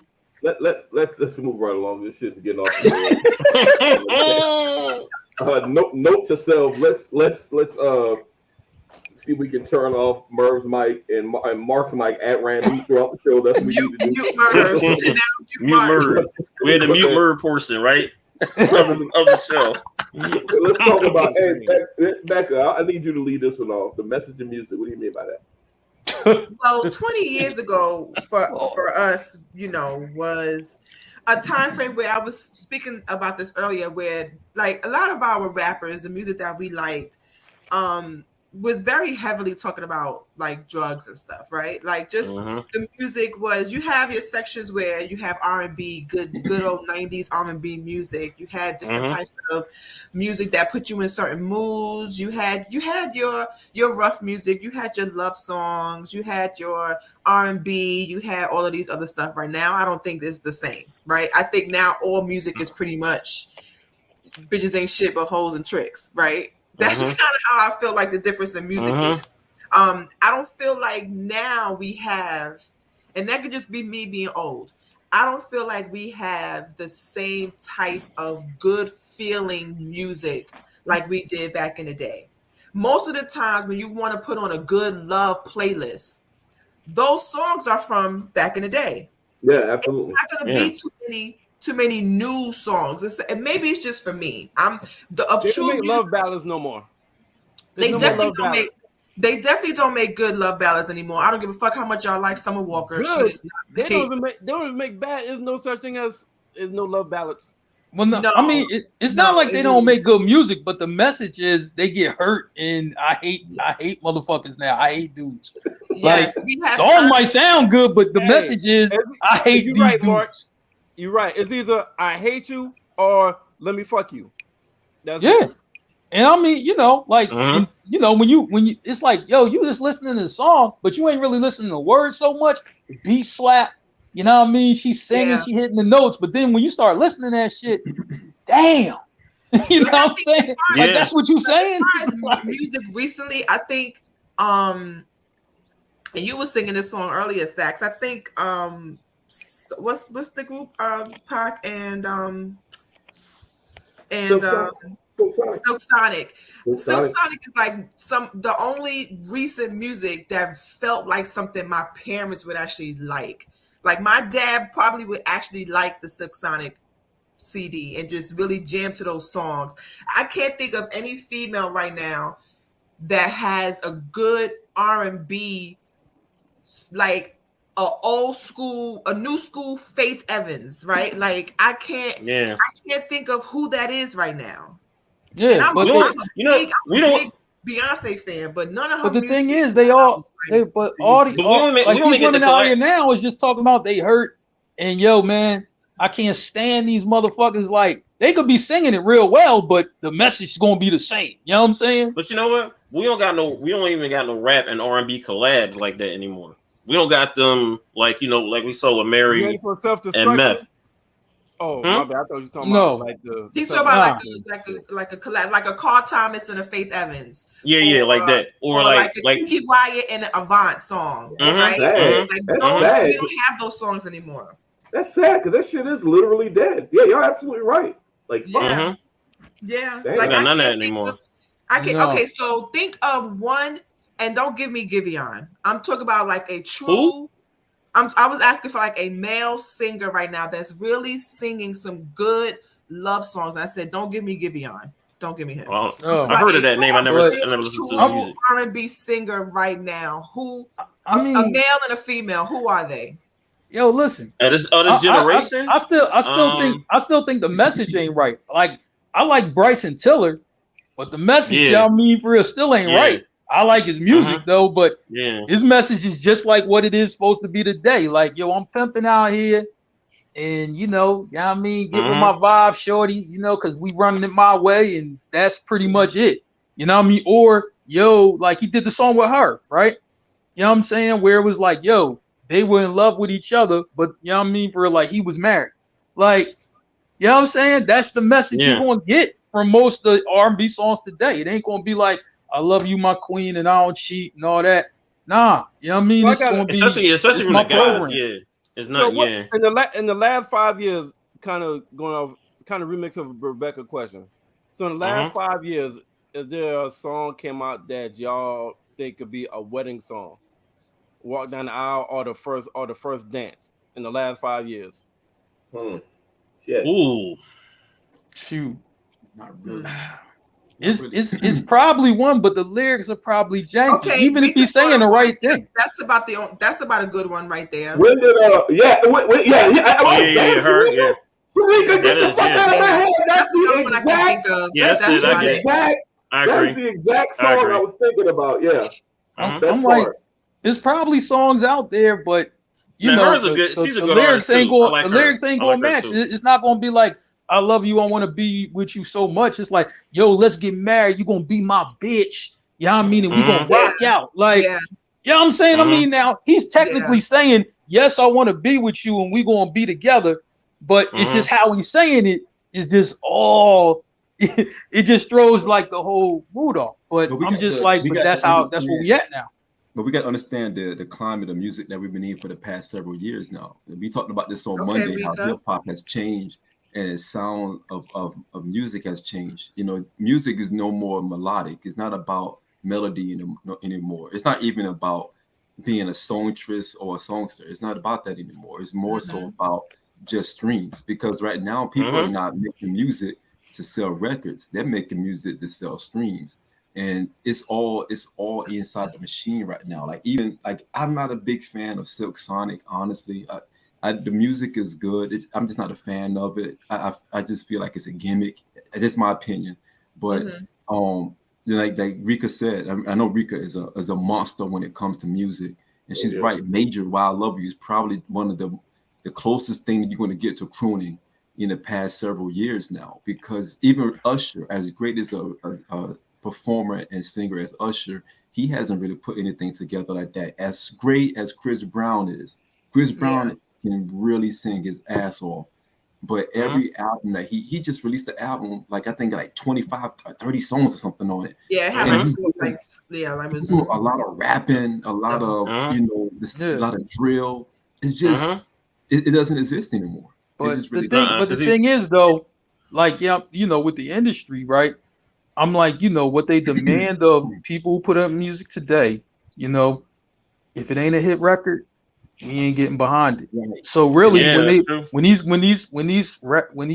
you know, R&B guys, rappers, producers go in the studio, this has to be a hit, or we don't eat. You know what I mean? You know this is what you know what I mean. For the people want, this is what the label want. We got to give them what they want. So it's like, even if like one of these producers, you know what I mean, DJ Mustard, London on the Track, or somebody like that, right, makes a really dope song. But if it's not, you know what I mean, if they don't, you know, his situation don't consider it a hit, they're gonna be like, yo, cut that out and do this right here, because this is what sells. So they don't have a chance to do that other shit. You know what I'm saying? Like, I'm gonna say like this, like when music was coming up, you know what I'm saying? You know, before you could take some more chances. Today, it's like, I want a hit record. If I don't have a hit record, you know what I mean, we ain't putting it out. You ain't getting played. Yeah, you ain't getting played either. You know what I'm saying? So we need everybody. Hold on. You know what? Hold up. My fault. You know what else we don't really have? We don't have a lot of R&B like male or female groups. We really don't. You guys split up the money. No. Yep. And You know what I that's, mean? really They're not don't. doing that. Yeah. that's been over the last decade. Yeah, they faded out a long time ago. But it's mighty telling where we have the technology, because you make the mix CDs back in the day. You had some shit you put on there that's recent. We have the technology now to send people playlists, but 9 times out of 10, if it's like R&B and love shit we looking for, all of it's going to be old shit, like from back when we were young adults, and before that. Yeah, like I'm gonna say like this: if you like want to get in that vibe or whatever, a lot of it's gonna be old school. You know what I'm saying? Now, if you want to party, then you're gonna have some new school shit in there that you could rock to. But if it's like a ballad and all that, I can guarantee you know what I mean, it's going to be most old school. All right, let me ask y'all this: like those of you who already been married, like Tayson, Becca, Merv, Stacks. What were you guys' first song at your wedding? What was the first song you guys danced to? Damn, I'm trying to think right now. I walked down the aisle to Tamia. She has a song called "You Are Loved." That's the song I walked down the aisle to, and then our dance was to India Ari's "Beautiful Surprise." Those are the songs that we chose, and we. Again, we're like, both of us are, 90s music lovers. So it was easy for us to choose a song. It definitely wasn't nothing current. Nothing current. But you can't choose nothing current. That's the point. Nuh-uh. Song that was beautiful. We had a couple options. We didn't choose the typical ones. We didn't choose a Luther Vandross song. None of that, but those two songs were the ones that we chose. But you know what though? I'm gonna say one thing about this message in the music. Wait, you know what I mean, for just 1 second, Sean. This message in the music, right? And this goes from back in the day till now. It seemed like the songs that have the pain in it. You know what I mean? Yo, as an audience, we like it. You know. Yeah. Yeah. Tayson, what you had, Stacks? What was your? I can't. I'm in there to see what everybody else saying. I can't remember. I legit cannot remember that first song. You remember you were married, right? Okay. Yeah. I'll just check it. But it was. But it was from. You know what? I know it was from the '90s. I know it was a '90s song. Was it Sunshine by Jay-Z? That really narrowed it down to about a Sure wasn't Uchi Wally. Hey, I appreciate it. Wasn't Uchi Wally. I know the song you're talking about. No Uchi Wally. The song you was talking about. No. That was a great song. What was yours? Check this out, Sean. Okay, so for this marriage, I did not have a wedding. Okay, that's there. But for my first one, I mean, I don't remember. Maybe Merv or Rika could tell you because they were there, but I don't remember. I simply do not remember. Who was it, Master P? Like, who was it? Yeah. I don't fucking remember. This was in 99 or whatever. That's like 12 years ago. No Limit Soldier. I thought I told you. Like, all right. How doing this? You got married. That's when Faith Evans' "I Love You" song was out. Yes. Wait a minute, Merv. What was your song, Merv? We can remember. That was gotta be. Wait a minute. You see, you got it. Oh my God! It absolutely was. That was. That was man. That's the joint. That's what we danced to. Hey, Rika, was that the Dupree remix with all the rappers? Because I can see Stacks doing that back then. I was actually singing that shit. Now that I remember. Rika, did he cry? Rika, I forgot to mention. For the second part of our wedding, our dance was Fabulous and Little Mo. The fuck you mean the second part of y'all wedding? So the beginning part of the wedding was romantic. The second part was a turn. Yeah, you want to party? Yeah. Oh, the party. Y'all playing all them records after that, right? Are you talking about when you was leaving? After y'all said I was leaving? No. Live too. Our wedding had an intermission. So the beginning. The wedding? Wait, that's what's up. Wait. Yeah. Wait. Yes. Wait, are you talking about the wedding and then the reception? No, the reception had an intermission. Okay, not the wedding. No, the wedding was the wedding part, and then everybody came in when the food was being served and everything. It was romantic, and then we did our first dance. He danced with his mom. I danced with my mom. We did our ceremonial. We didn't do we did a sand ceremony with me, him, and my daughter, and then everybody did their toast. My best friend did her toast. His best man, my sister, did their toast. My mom, right? Then after that, everybody was eating. Me and my husband went in the back to go change. We went to go change. We put on our matching uptowns. Then it was time to turn up. Then the second part of the reception was the turn up time, and we came out to Fabulous and Little Mo, and then we was partying all night. So the reception. That's how it should be. That's how it should be. That was just the DJ part. That's how it should be. All right, so wait a minute, y'all mean for you changed the dress and all? Didn't it happen on Martin when Pam got married? She didn't rip the dress or whatever, and then had the y'all mean for the party dress on after that. Yeah, we had an outfit change. Yes. Okay, got you. All right. So. All right, Merv, what was your song, Merv? You remember? Yeah, I remember. Becca's so fucking extra. Hey, that nigga a hater, man. Oh, that nigga hater. We are both believers, Merv. You should understand. Nigga talk about marriage, boy, that nigga get heated.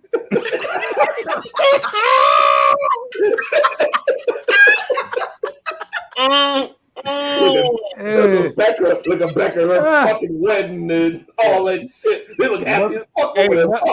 They had two songs. Must Be Nice.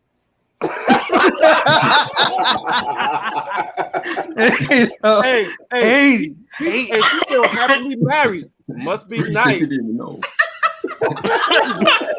love her spouse. Must be nice. Hey,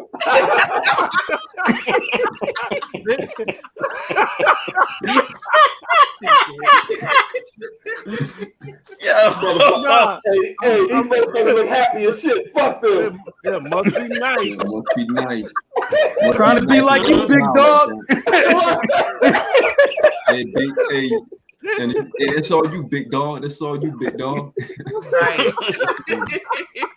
I saw you with your little fiance. Yeah. Everything little. It's still with the wedding when they go to the grocery store. Must be nice. Must be nice. Yeah, I see a little dance. Really bad. Really bad. I see with your little crown on. Hey man, I see your little crown on. This might be extremely biased, but the wedding was all that, man. As far as of course it's biased. It's your family. Yeah, when is supposed to be all that stuff? I'm going to be fucking biased. Yes, it was a great party afterwards. We also did sparklers at the end of the night. Yeah, ain't nobody asked you about your little sparklers. Ain't nobody asked you about that. Yay, sparkles. So, Merv, what was the song you played at your wedding? The first song? DMX. What? No. What these bitches want from my nigga? No. Merv put the thong song.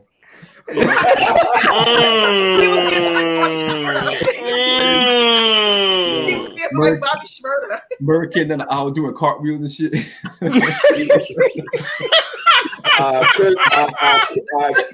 can't confirm. He had one of them canes as well too. He was shitting on that bitch. But nah, she came down to After All Is Said and Done by Beyonce and the Best Man soundtrack. Beyonce and was that Mark knows. Was it RL? No, After All Is Said and Done off the Best Man soundtrack. Yeah, I think it's Beyonce RL. No, that's a song y'all had? Beyonce RL joint? No, it wasn't RL. Hold on, I'm looking it up right now. The Best Man soundtrack? After All Is Said and Done is the title of the Best Man soundtrack. That's the song, right? Beyonce and Mark Nelson. Mark Nelson. Okay. Yeah. All right. And then the first dance was two songs. Rika said, "That's why you're divorced." You chose the wrong songs. Hey, right, off Best Man. You know what? I saw all the signs. Oh, I totally forgot he was from Azure. Yep. I saw all the goddamn signs and still say I do, dumbass. So the you live and you learn, man. You live and you learn. So it was 2 songs for the first dance. The first, you had 2 songs? Must be nice. Yeah, it must be nice. Yeah. So we started with two best men too. Of course. Up on everything. Of course. Start off with At Last.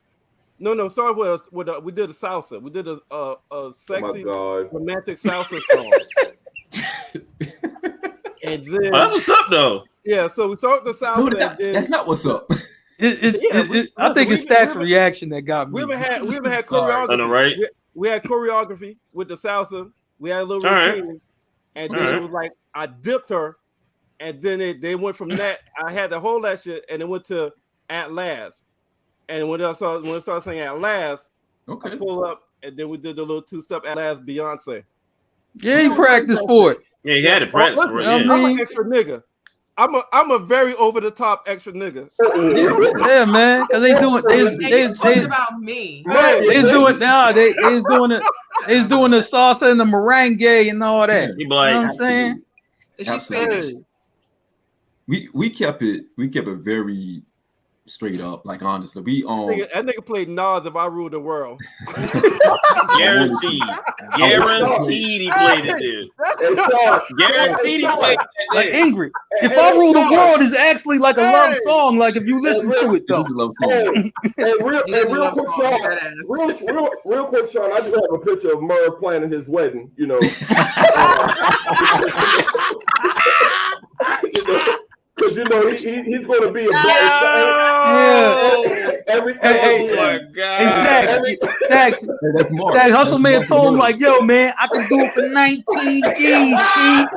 I can do it for 19 G's." Hey, who getting married, Chief? I got a wedding to plan. That's Mark and Murray. That's Mark and Murray.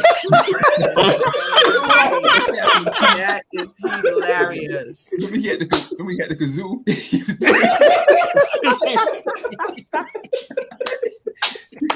Pick up the pieces. The peas we used to do. That's the peas we used to do. What's happening, Chief? Hold up. Y'all bullshitting. Nigga, all food was provided by food stamps, and I got my sister as a caterer. Oh my God! Of course, of course. I got my sister as a caterer. Me. Hey, I bought them high price, them high quality printers. I got program, the invitation, the all that shit. Did our own wedding favors. Yeah, we had like a $20,000 wedding for $4,500. That sounds about right. I wish we I can see that. I can see that. Yeah, that sounds about right. Hey, look, what you serving? Y'all mean for you? Y'all having chicken and salmon? No, we got barbecue right here. You know what I'm saying? That's what we got Chick-fil-A platter. We good. Half barbecue around, a leg in the thigh. Don't put no more than that. Yeah. Now we kept ours simple, man. I wanted to play. I did a whole playlist. For the for our wedding, but our first song was we did the Tammy Terrell Marvin Gaye joint. All I Need to Get Home. We started off with that, but then we switched it up like the second verse into Mary and Meth, and we kind of broke out into a little 1-2 dance. I can't dance, so I was like just look. 1 2-step. That's it. Yeah, just 2-step. That's it. Yeah, just move the little shoulder a little bit, shake a little tail feather. Yeah, But that's the song. I don't know if she remember, but the song that we had as we was about to go off into the car was remember that song by RL called "Good Love." Yeah. Yes. All right. Yeah. Mm-hmm. Yeah. That was you give good love, right? No, not Whitney Houston. No, that was Whitney Houston. Oh, which is Good Love?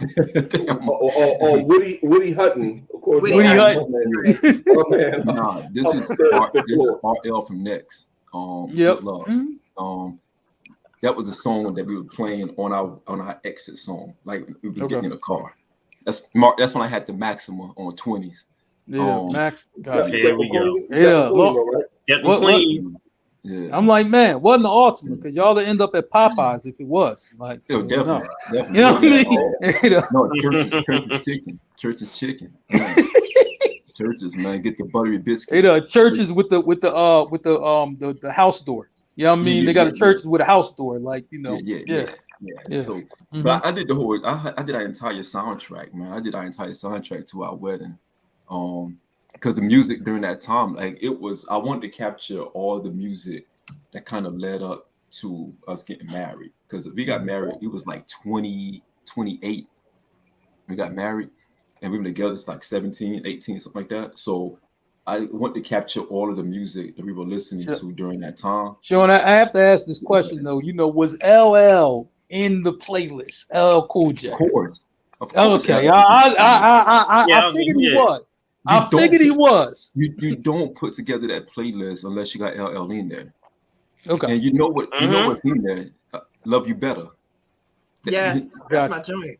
You gotta have that in there. That's in placement. Yeah. Yeah. So, I had some good stuff in there. I can't top what Becca and Merv did. I didn't have that kind of foresight. I just wanted to get in and get everybody out the way so I can get to my wife at the time. But I couldn't do a Mervin. I couldn't go and change up and come back out. You know what I mean? Like, I can't do that. You know what I mean? Right. I want to get that daggone suit. That's all I want to do. Got that. For the 20-year anniversary, you got to do it big. That's the plan. Probably shoot Mark out of a cannon into a net.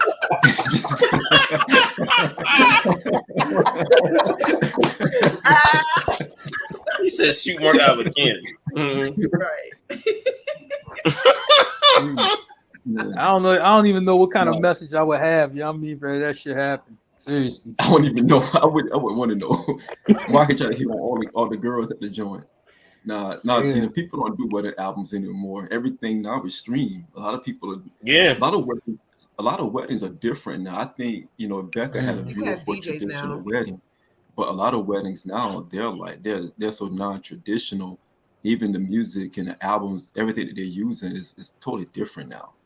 Even like it's almost like a gender revealing. Everything is like staged for Instagram and for the public. It's not for the union anymore. It's about the people. It's about the public now. That's all it's for, the show.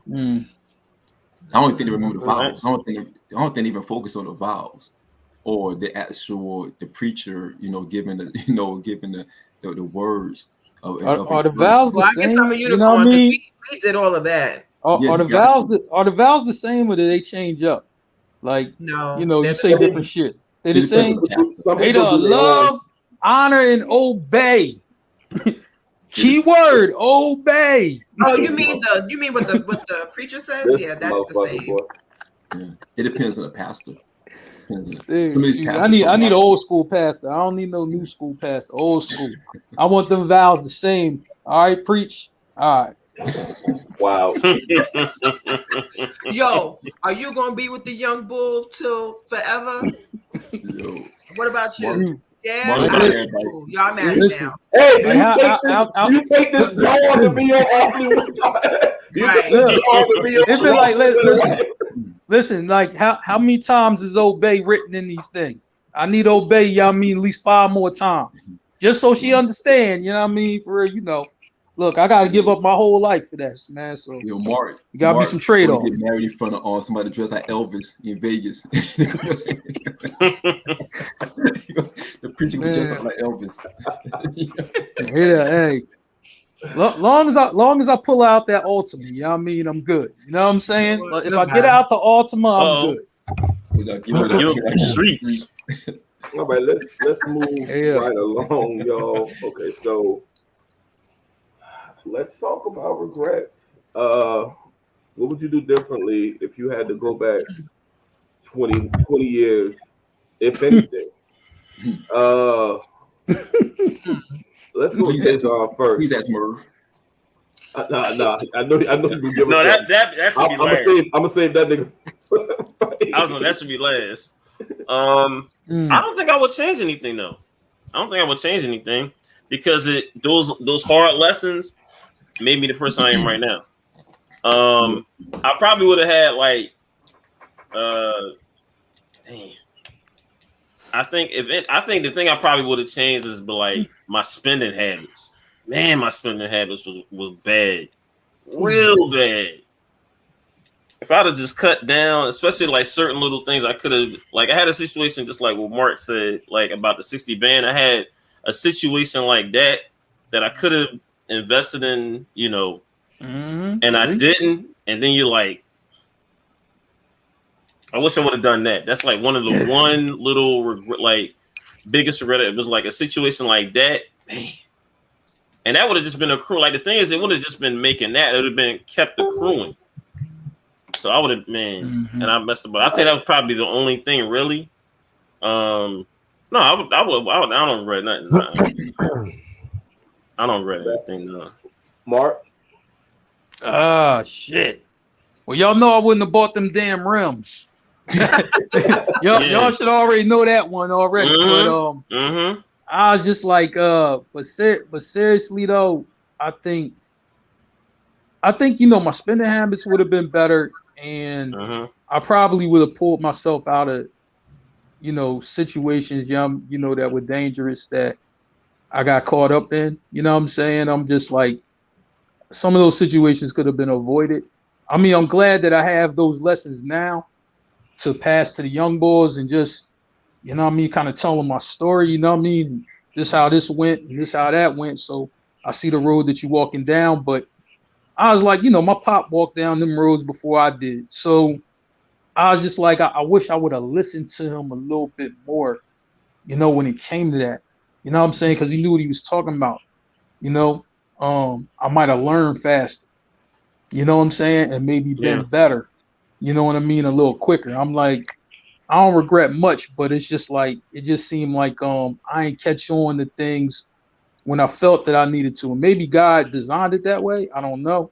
But I was like, I wish I would have caught on to some things a little bit faster. And I wish I would have appreciated, you know, more things like when I was in the middle of it. You know what I'm saying? Even when I got my shit together somewhat, right? Working for Nike and shit like that.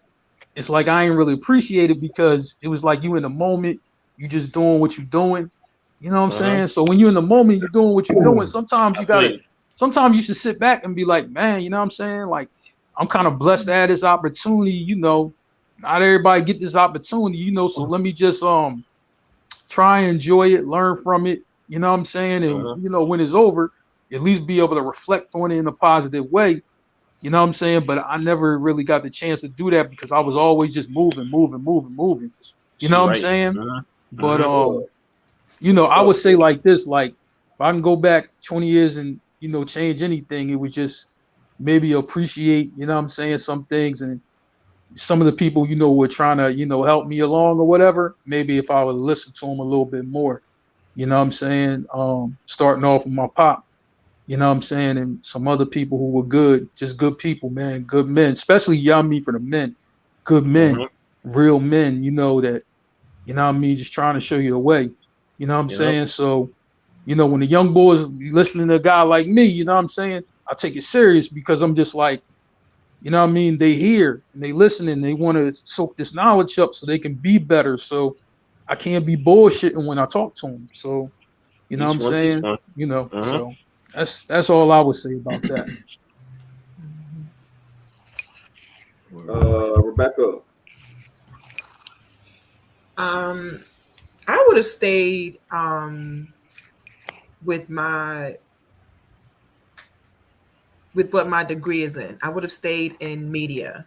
I would have stayed in acting. I would have not just stopped when I had Jasmine. I would have found a way to keep going, because I definitely was on my way to Hollywood, and then life happened, and I was, you know, I always said I would get back to it, but at 41, it's, you know, it's still, you know, on my to-do list. So I would stay the course with the acting and the producing and the singing and all those things artistic. I would have stayed. I would have told myself to just keep going. Indeed. Well, with me. You could have been a track star. 20 years ago, Yes. I really wish that I had worked on my credit earlier. I'd be in a better place today. I mean, I'm good where I'm at right now, but I wish that I was more financially responsible earlier. I was kind of reactive rather than proactive on that because I really didn't care about my credit score until I made that first big purchase when I bought my first home. So I think that's the only regret that I have. Everything else is pretty damn good. So I think that's it for me. Sean? I struggle with this one, man, because I do like similar to Tayson. I feel like my experiences were meant to be. I don't know if I would have changed anything if I would be where I'm at right now, to be honest. I think a lot of things I would think about are more intangible things, and that's probably having more conversation with my grandmother when she was alive. It's about life. You know what I mean? I think some of those moments that when I need her, even to this day, when I just want to talk to her, like I don't have that conversation with her, and that destroys me sometimes. And also having conversation with like my uncle who passed away at a young age. He was on his way to retire from the Air Force. There were conversations I wish I had with him when I was young in the military, where I probably should have gotten some knowledge from him. So it's just things like that I wish I was able to just have sit down conversations, with people that are no longer here, just to like give me some more insight, to help me out during those times. Because like you said, Stacks, a lot of the, you can go back and say, well, I wish I would have invested. I mean, at the end of the day, like we didn't come from a lineage of investors, right? No one in my family was investing when I was growing up. So I wouldn't have known anything about investing anyhow. So it's hard to say I should have invested then when I knew nothing about investing at that time. But just being able to have a sit down with my grandma and just like, yo, Graham, tell me, I need to know, I need you right now. I need you to, that's the hardest thing, man. So yeah, I wish I spent more time or took more time then and just really soak up all of that wisdom, man, and just use it more today. Honestly, I feel like I'm missing a big part of that. Yeah. All right. True indeed. I understand that. All right, Merv, let us have it. Have what, nigga? Sir. The answer to the question. Regrets, man. Would you do anything differently, man? As you should, Rico. As you should. The fuck can Rico say? I'm just visiting her grandfather. Yeah. Yeah. I feel on that. Oh, that's nice. You know what? Oh, let me think. Yeah, you only had like 5 people went before you. You only had 5 people went before you, but yeah. Lord Jesus. He said, but marinate on that. He said, but marinate on that. I don't know why I thought that this was going to go any different, but you know what? Shame on me. I forgot what I was dealing with. He said, shame on me. 20 years ago. 20 years ago, do I have any regrets? No, I have fucking blast in college. No, I'm kind of like. I'm sure you did with that black light and water bag. Yo, let me tell you. Let me tell you. Don't tell us. Let me tell you. That's a whole nother pod. That's a whole nother pod, by the way. Yeah, we'd rather not know. Hey, now 20 years ago, I don't have no regrets. 20 years ago, I'm kind of like Tayson and Sean. Like I don't really do the regret thing. Like I only got one regret in life. And my only regret in life is I should have stayed a fucking co-parent with that motherfucker. We should have just stayed co-parents and should not done no prenuptials, no wedding, should have just stayed co-parent. Other than that, life is beautiful. I should just stay co-parent. That's it. Okay, damn, Merv, That was kind of on the white side. I'm shocked. That was what? Thank you. Never mind. I was paying you a compliment. That was perfect. Thank you. That was a good one. Yeah, I don't like good baby mama answer. shit. I don't like saying baby mama. Good answer. I don't like saying a baby mama, but yeah, the best thing she is a baby mama. But I like to say, I would say co-parent. You know, she'll just stay as co-parent. Damn. None of us are shocked at that at all. Wow. It was Black Biker Weekend. It's Black Biker Weekend too. Right. Could you imagine getting cussed out in front of 200 other females? Wow. What happened? Listen, Black Biker Weekend is like Vegas. All right. Oh, is it? Back then it was like Vegas. I've been once. Now I've been several. Yeah. Well, I mean, no, but you know, for us up here, it's Greek. It's Greek picking. Yeah, you know Greek, man. Yeah, Woo. Greek, man. Shit. You know, man, the Greek. But I try to get to all of them though. I've been to Freaknik before, and I do that everywhere I go. You know what I mean, shoot, I try to get to all of them. All right. I do that everywhere I go. So y'all, good show. No doubt.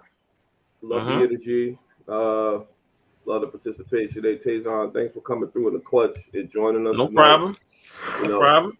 That added value, man. We really do appreciate it. We're gonna go around the room, and we're gonna start with you, Tazon. Give you a wrap up. What you got to say to the people before we get up out of it? Man, each one teach one. Basically, look, you're gonna have regrets, and you know, for all the younger listeners, whoever listening, like you're gonna have to go through to get through. Real rap. Everything that you think you're doing, we done been through 10 times over. Like real rap. And we just trying to teach people out here the game. We're trying to teach you from our little like lessons. I ain't gonna say like mistakes, it's lessons that we had to learn. Real rap. And man, just thank y'all for having me tonight. And look, y'all could be anywhere in this world right now, but y'all here watching and listening to us right here tonight. Well, we appreciate that. Thank y'all. Thank you for our viewers and our listeners. All right. When Tazon would give this wrap up, man, I was thinking about leave it up to me while I be living proof. Kick the truth to the young black youth. That's what I was thinking about. Hey, a wise man once said. Yeah. That's right. What you want to get to people before we ride up out of here? We went through things so we can kind of when you know better, you do better, right? So for those of us that have friends, family, children, if we can give them a little bit of what we learned from our experience, then do that. I definitely have focused on not having my daughter go through some of the lessons that I had to learn. If that means babying her, but if that means not letting her learn on her own, whatever word people want to put on that, y'all can go right ahead. Because I definitely do not want my daughter to have to be in her 40s on a podcast talk about things she regret 20 years ago. So I definitely, I'm going to teach her some of those things. So that way, just like the other people do, not the people that look like this, but they look like this, right? They prevent certain things happening to their children just by stepping in. So if I could step in and prevent some things, I will for her. And that's just that. So my only tip is if you're able to do that for whomever, especially your children, so that they don't have to learn hard lessons, then do that. Message. Mark, what you got for the people, City Boy? Man, I'm gonna say, my bad, City Bull. Yo,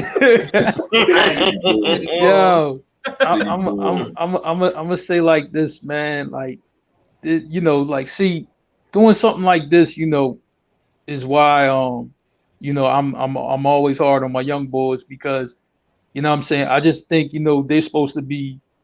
I'm trying to put them in a position where they're better than me. You know what I'm saying? So, we talk about the dreams and the things that they want to do and all of that stuff. And I'm just like, you can't, you don't have to be trapped by your surroundings. You know what I'm saying? I'm like, you gotta, if you dream big, you know what I mean, you can go anywhere you want.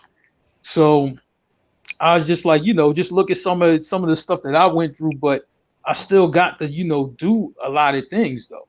You know what I'm saying? I'm like, man, I'm from Southwest. You know what I'm saying? Lived in Miami, LA, Vegas. Like, you know what I'm saying? We was all them places. You know what I mean? I'm like, man, Olympics, Brazil and shit like that. Like we was there. I'm just like, so I'm just like, if I'm from the same hood and I was able to get to do all that shit, you know what I'm saying? Then I expect you to do even better. You know what I'm saying? So it ain't about where you start, it's where you finish. And that's one lesson when I go to see the youngins in jail. That's the first thing I say. I'm just like, you can get past this because guess what? You got a release date and you got one. And you got one. But what you going to do when you get out? You going to bullshit and come right back here for a longer time? Or you going to get the fuck up out of here and do something real good to make yourself proud and your family proud? You know what I'm saying? Where it's just like, man, I was behind these walls and now I'm out here, you know what I mean, for in a big way. So I want to see them, just do their thing. You know what I'm saying? All the youngins, man. So, and I tell them, I don't care where you start. You know what I mean? It's about where you finish and it's all about mindset. You know what I'm saying? So I tell them, I'm like, look, it ain't too late for me. Even though I'll be having my setbacks, it ain't too late for me. It damn sure ain't too late for you. You know what I'm saying? So I always expect them to be better than I am. You know what I'm saying? So I was like, man, I want to kick my feet up. You know what I'm saying? So I tell them, I'm like, yo, you going to cop the jet one day. You know what I'm saying? Yeah, I mean, I was like, man, so I was like, I want to kick my feet up. You know what I'm saying? I want to kick my feet up on your jet. Man, you know what I mean? OG, you know what I mean? You think that'll happen? I was like, shit, put your mind right. You know what I mean? Put your mind right. Do what you got to do. Get on some of this bread. And we don't even got to go the legal route, man. It's a lot of legal routes to get this bread. So let's get this bread, and make your mama proud, man. Buy your mama a house or some shit. You could do it, man. So, I like, make your mama proud, man. You know what I'm saying? Because I like, that's the one person that's going to love you no matter what. You know what I mean? You still got your mama, you know what I mean? So make her proud, man. Yeah. You do that, man, you know what I mean? You're going to be on the right way. You know what I'm saying? Facts. Indeed. Facts, yep.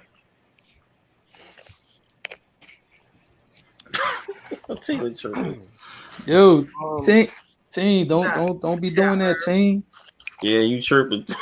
Team chirping. Tina is chirping. Years ago. Hey, Tina, you know what I mean? Just put them hearts up, Tina. I know you want to. Just put them hearts up.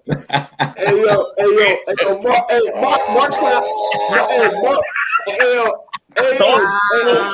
Talk to him, Mark. Talk to him. What? Mark just sounded like Sincere off of Belly when he was talking to the nigga that was 13 going on 30.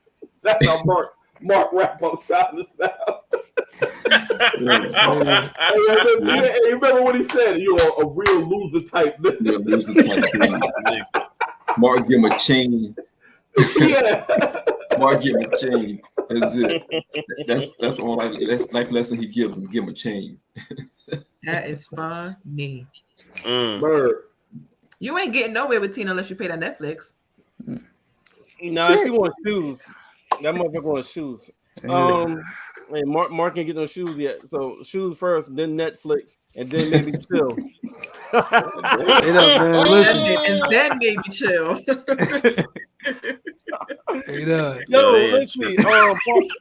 Listen.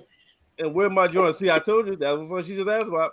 Partner shots. Well, first thing, yo. Anytime niggas Stacks put a show together, just know we not getting off the motherfucker before 11 o'clock. It's a great show, though. I don't know if that's a compliment or a shot. It's just coming a from Merv, it's a shot.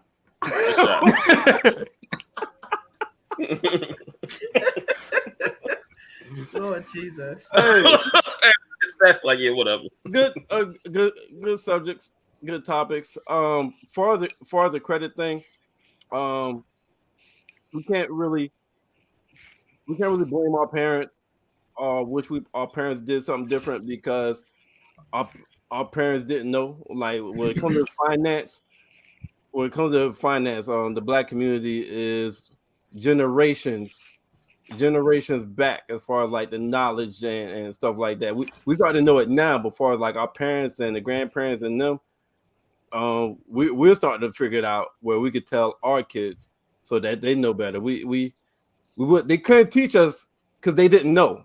Mm-hmm. So I mean, and that's not 100%, but majority of our parents, they just didn't know. Even when they was making money, they didn't know about the credit shit or certain financial shit that other people may have known about. But now that we know, let's make sure that we try to teach our kids and the next generation better life lessons, dealing with finance, choosing a mate, and all the above. So since we know better and we could teach our youth, let's just spread as much knowledge as we can so they don't make the same mistakes that we have made coming along these past 20 years. And that's it. No doubt. Indeed. Well, with me, when I look back at the last 20 years, man, I can really, really appreciate the journey, the ups and downs. We talk about losses, but losses are lessons, you know, and those are the things that make you stronger. What doesn't kill you, make you stronger. And one of the focal points that I got from these last 20 years is growth and continued growth. I wake up every morning looking to be a better version of myself than I was the day before. And I think that everybody should be trying to improve and evolve. And I'm not going to be long-winded. I learned a very valuable lesson yesterday regarding regrets. A friend of mine, long-time friend, I'm talking about, this is somebody that I knew before, I knew Merv. We went to church together. We was real tight.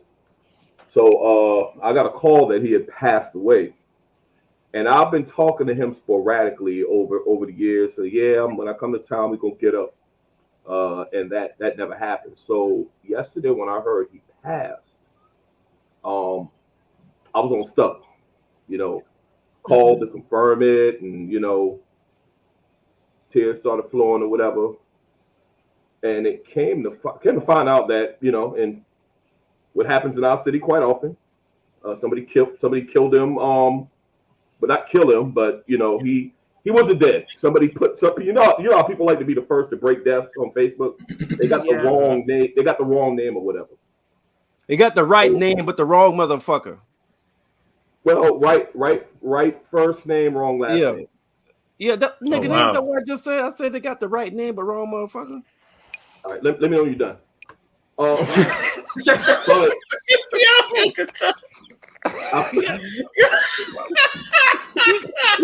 You just fuck up a beautiful ending. God damn. Yeah, with an assist from you, but yeah. You ever heard of a moment hijacker? You might want to look that up. Anyhow, moment hijacker. I felt like I kind of had a second chance. I talked to him yesterday. I'm like, dude, I'm gonna be honest with you. I've been a terrible friend, man. We've been talking. I tell you, I'm gonna get up, and I was like, I gotta come see you, man.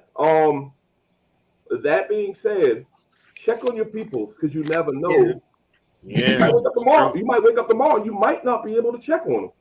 I mean, it's just that simple. It was a wake up call for me. And I know you're right, Tina. I know that you just sometimes when you find something in yourself that you gotta correct, you just gotta say that shit out loud. Hey, yo, I gotta fix this. I've been a terrible friend. We need to get up. So bottom line, check on your peoples that you ain't talked to in a while. If you rock with them, because tomorrow's not promised, and that's all I got. Sean, take us home, bro. That's the truth. Yeah. Miss Stack shared that story with me a couple of days ago. He had me thinking for a little while. Because I was like, man, I should reach out to somebody I didn't talk to in a long time. And I'm like, nah, I'm good. I mean, I'm straight. He was like, nah, I'm good. Yeah, he can stay with me. I got where that was coming from. Because he was telling me about his homeboy that they thought that passed away on Facebook, and it had me thinking for a minute. I said, yeah, I should call this dude, man, to see how he doing.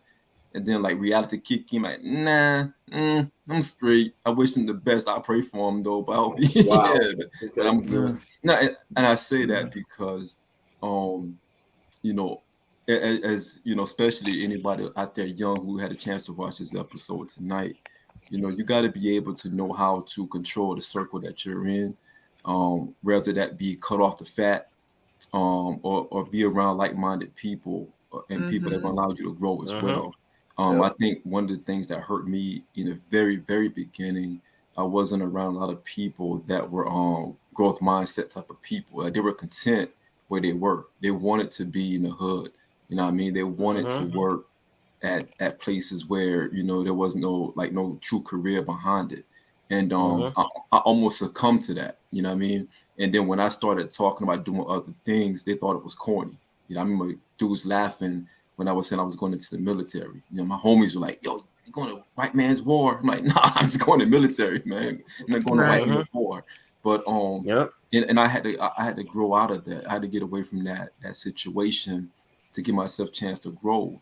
And I realized once I started getting around people that were either smarter than me or stronger than I was in the area, I was able to pick up on those things and start helping myself build and grow. And as I came along, I try to help those around me to be able to kind of really get themselves in a better situation as well. So again, don't be afraid to cut off the fat early, especially if that person or those people don't have good intentions for you.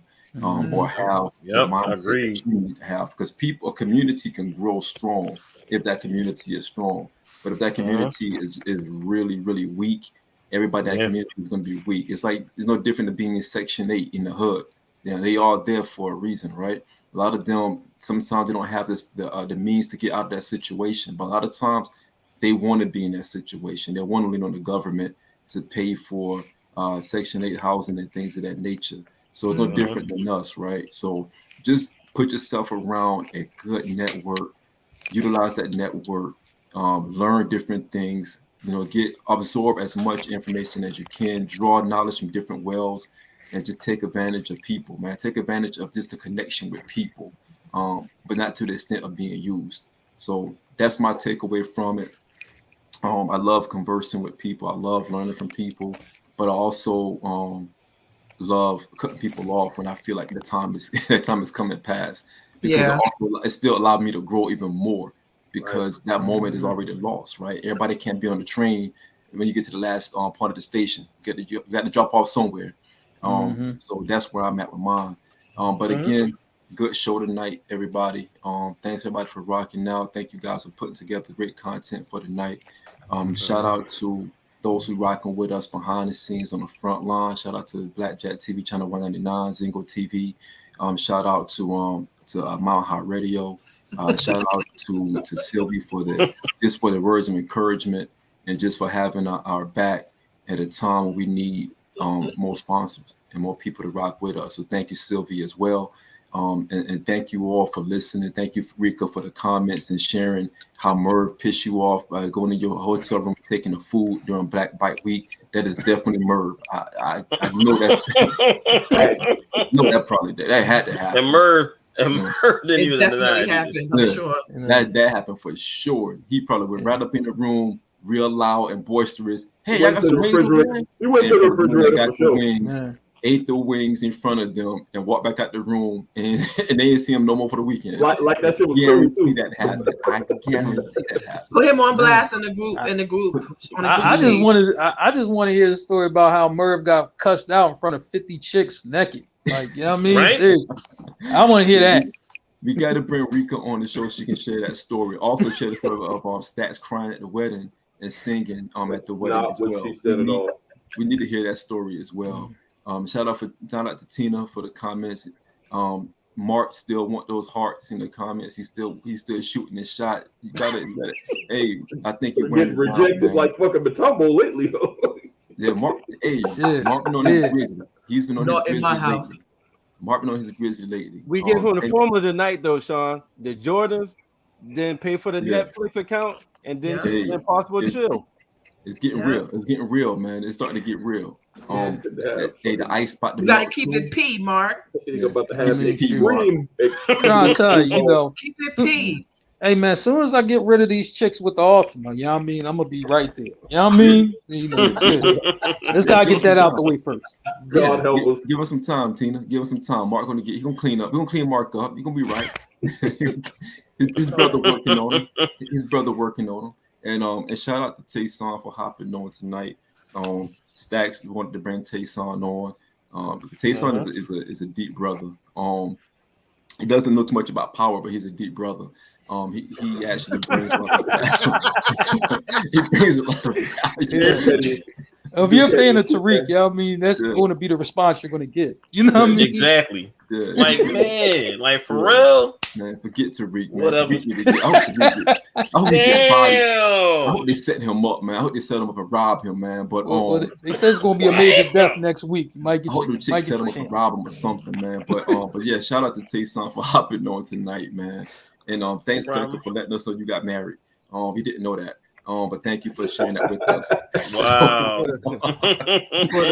Anything. I'm willing to share information. For the 1 millionth and 1th time. Yeah, absolutely.